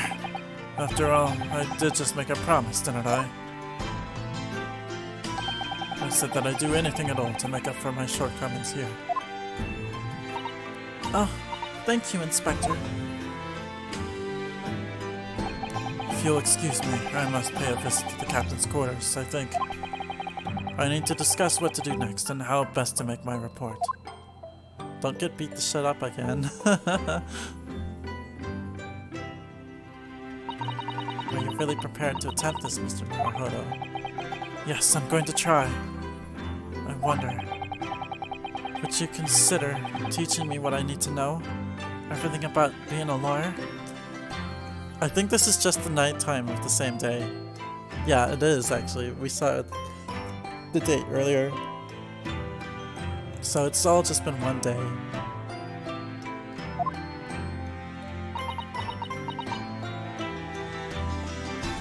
I guess he cleaned up and like fixed it, got new glasses or something.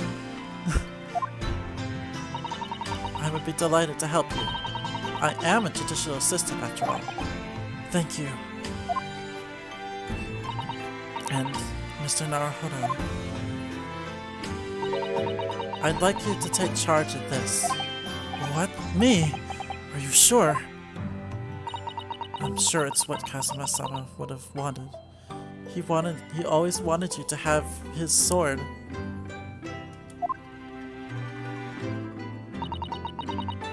Its name is Kararu. It's a great sword that's been in the Asogi clan for generations. Very well, I accept. I'll treasure it always.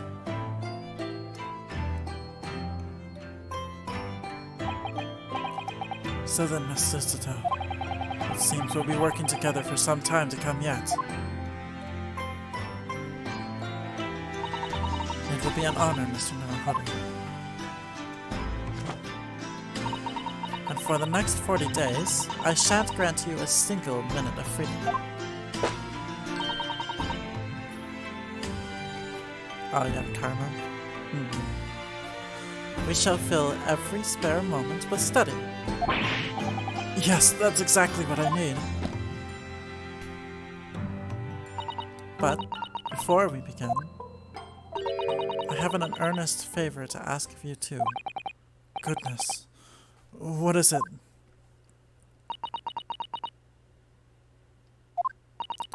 Please throw me to the ground. 3 times. What? I should never have doubted you. You were Kazuma-sama's closest friend. Of course you would never have done anything to hurt him. That should have been obvious to me from the start. But I allowed suspicion to get the better of me. And no matter how upset I was feeling, it was completely unforgivable behavior. No, you were in shock. You just found out about me stowing away, and the cabin door was locked from the inside. No! I won't let you make excuses for me. Whatever the circumstances, I should never have thrown you. And not just once, but 5 times. That number keeps creeping up, doesn't it? Please, you must. Just take hold of me and throw me. Do it. Don't even think about it. I think you're kind of assuming. I don't think Ryunosuke can do that. I don't think he's capable. No, I don't even know how. I've never thrown anyone in my life. Very wise, Mr. Naruhodo. It isn't a skill one acquires without considerable training. Oh, Mr. Shelmes.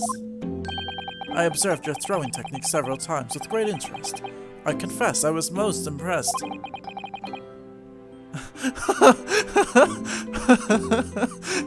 He kills her too. God, that would be something. When did he see that? I presume that would be a form of Japanese wrestling? Oh, well, in a way, it's not wrestling, but my own interpretation of an ancient jujutsu technique. Apparently it's called a Susato takedown. It leaves your head swimming, believe me. How beguiling. I am a practitioner of the combative arts myself. I am a somewhat accomplished boxer! There he goes, dancing around again. I wonder if you'd be so kind as to instruct me on the technique of your arresting throw? Yes, I'd be honored. Then let us not dally. Demonstrate, my dear madam. Oh, of course. Oh no. Why are you throwing Ryunosuke?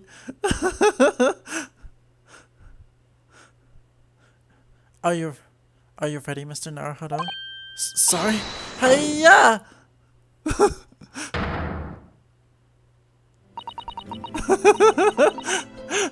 And Ryunosuke is dead. As you can see, you throw from the abdomen. Oh yes, resting indeed. And that is what you term the Susato takedown, is it? Actually, no. That was a Susato squash.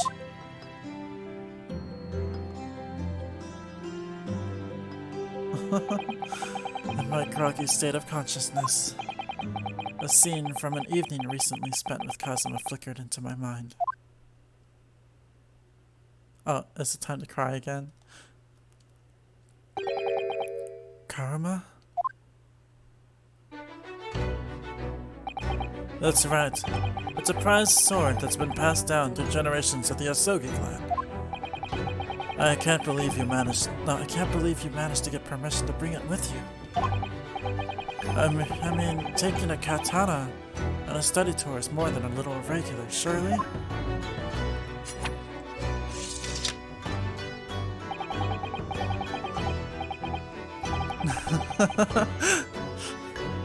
A Japanese man's sword is his soul, Ryunosuke. I can't be parted from my katana. Karma guides me. I truly believe that. So its name compels its wielder to slice evil in two? that you would need much compelling. On that subject, there's something very important that I have to do in Great Britain. I'll sacrifice anything to make it happen. I'd appreciate you seeing it through with me. Of course I will. Whatever it is, I'll see it through to the end with you. I knew you wouldn't let me down.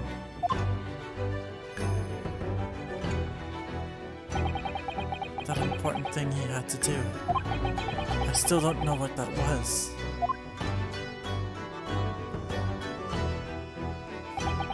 But I'm going to see the place for myself and work it out. Great Britain's capital, London.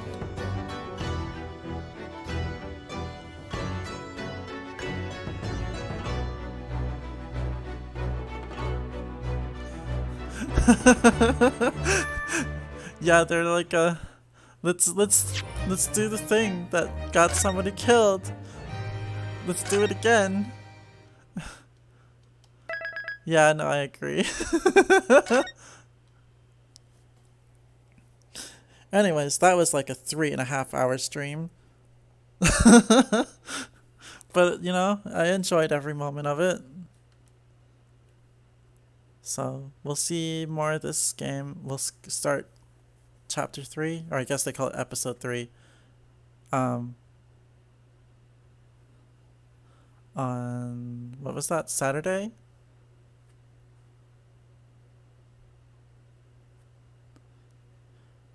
Yeah, sorry guys that you caught. You like, this wasn't even just the middle. That was already like towards the end of the whole, of the whole stream.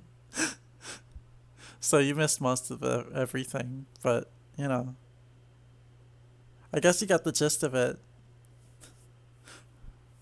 So yeah, we'll see you for more Grand Ass on Saturday. This week there's also Fate Extra on Thursday. And then Splatoon 3 on Friday.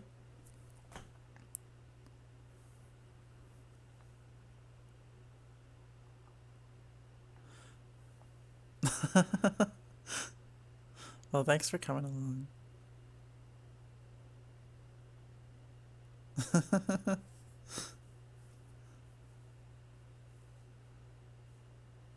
Hopefully we can mix in some more games that that you do like. I know, like this week, I moved Fate Extra to Thursday so that Friday could be dedicated to Splatoon 3. But then next week, I'm probably going to be starting a new game to go with one of the slots. So we'll see what I fit there. Probably Mario or something. I don't know. All right. Thanks for watching, everyone. Let's do the Labor Day dance. Oh yeah, Gradius. I got Gradius 3 recently. Well, not recently. I mean, like, I got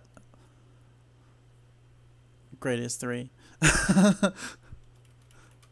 Here's the dance. The Labor Day dance.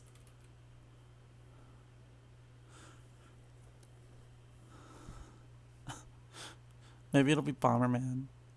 Or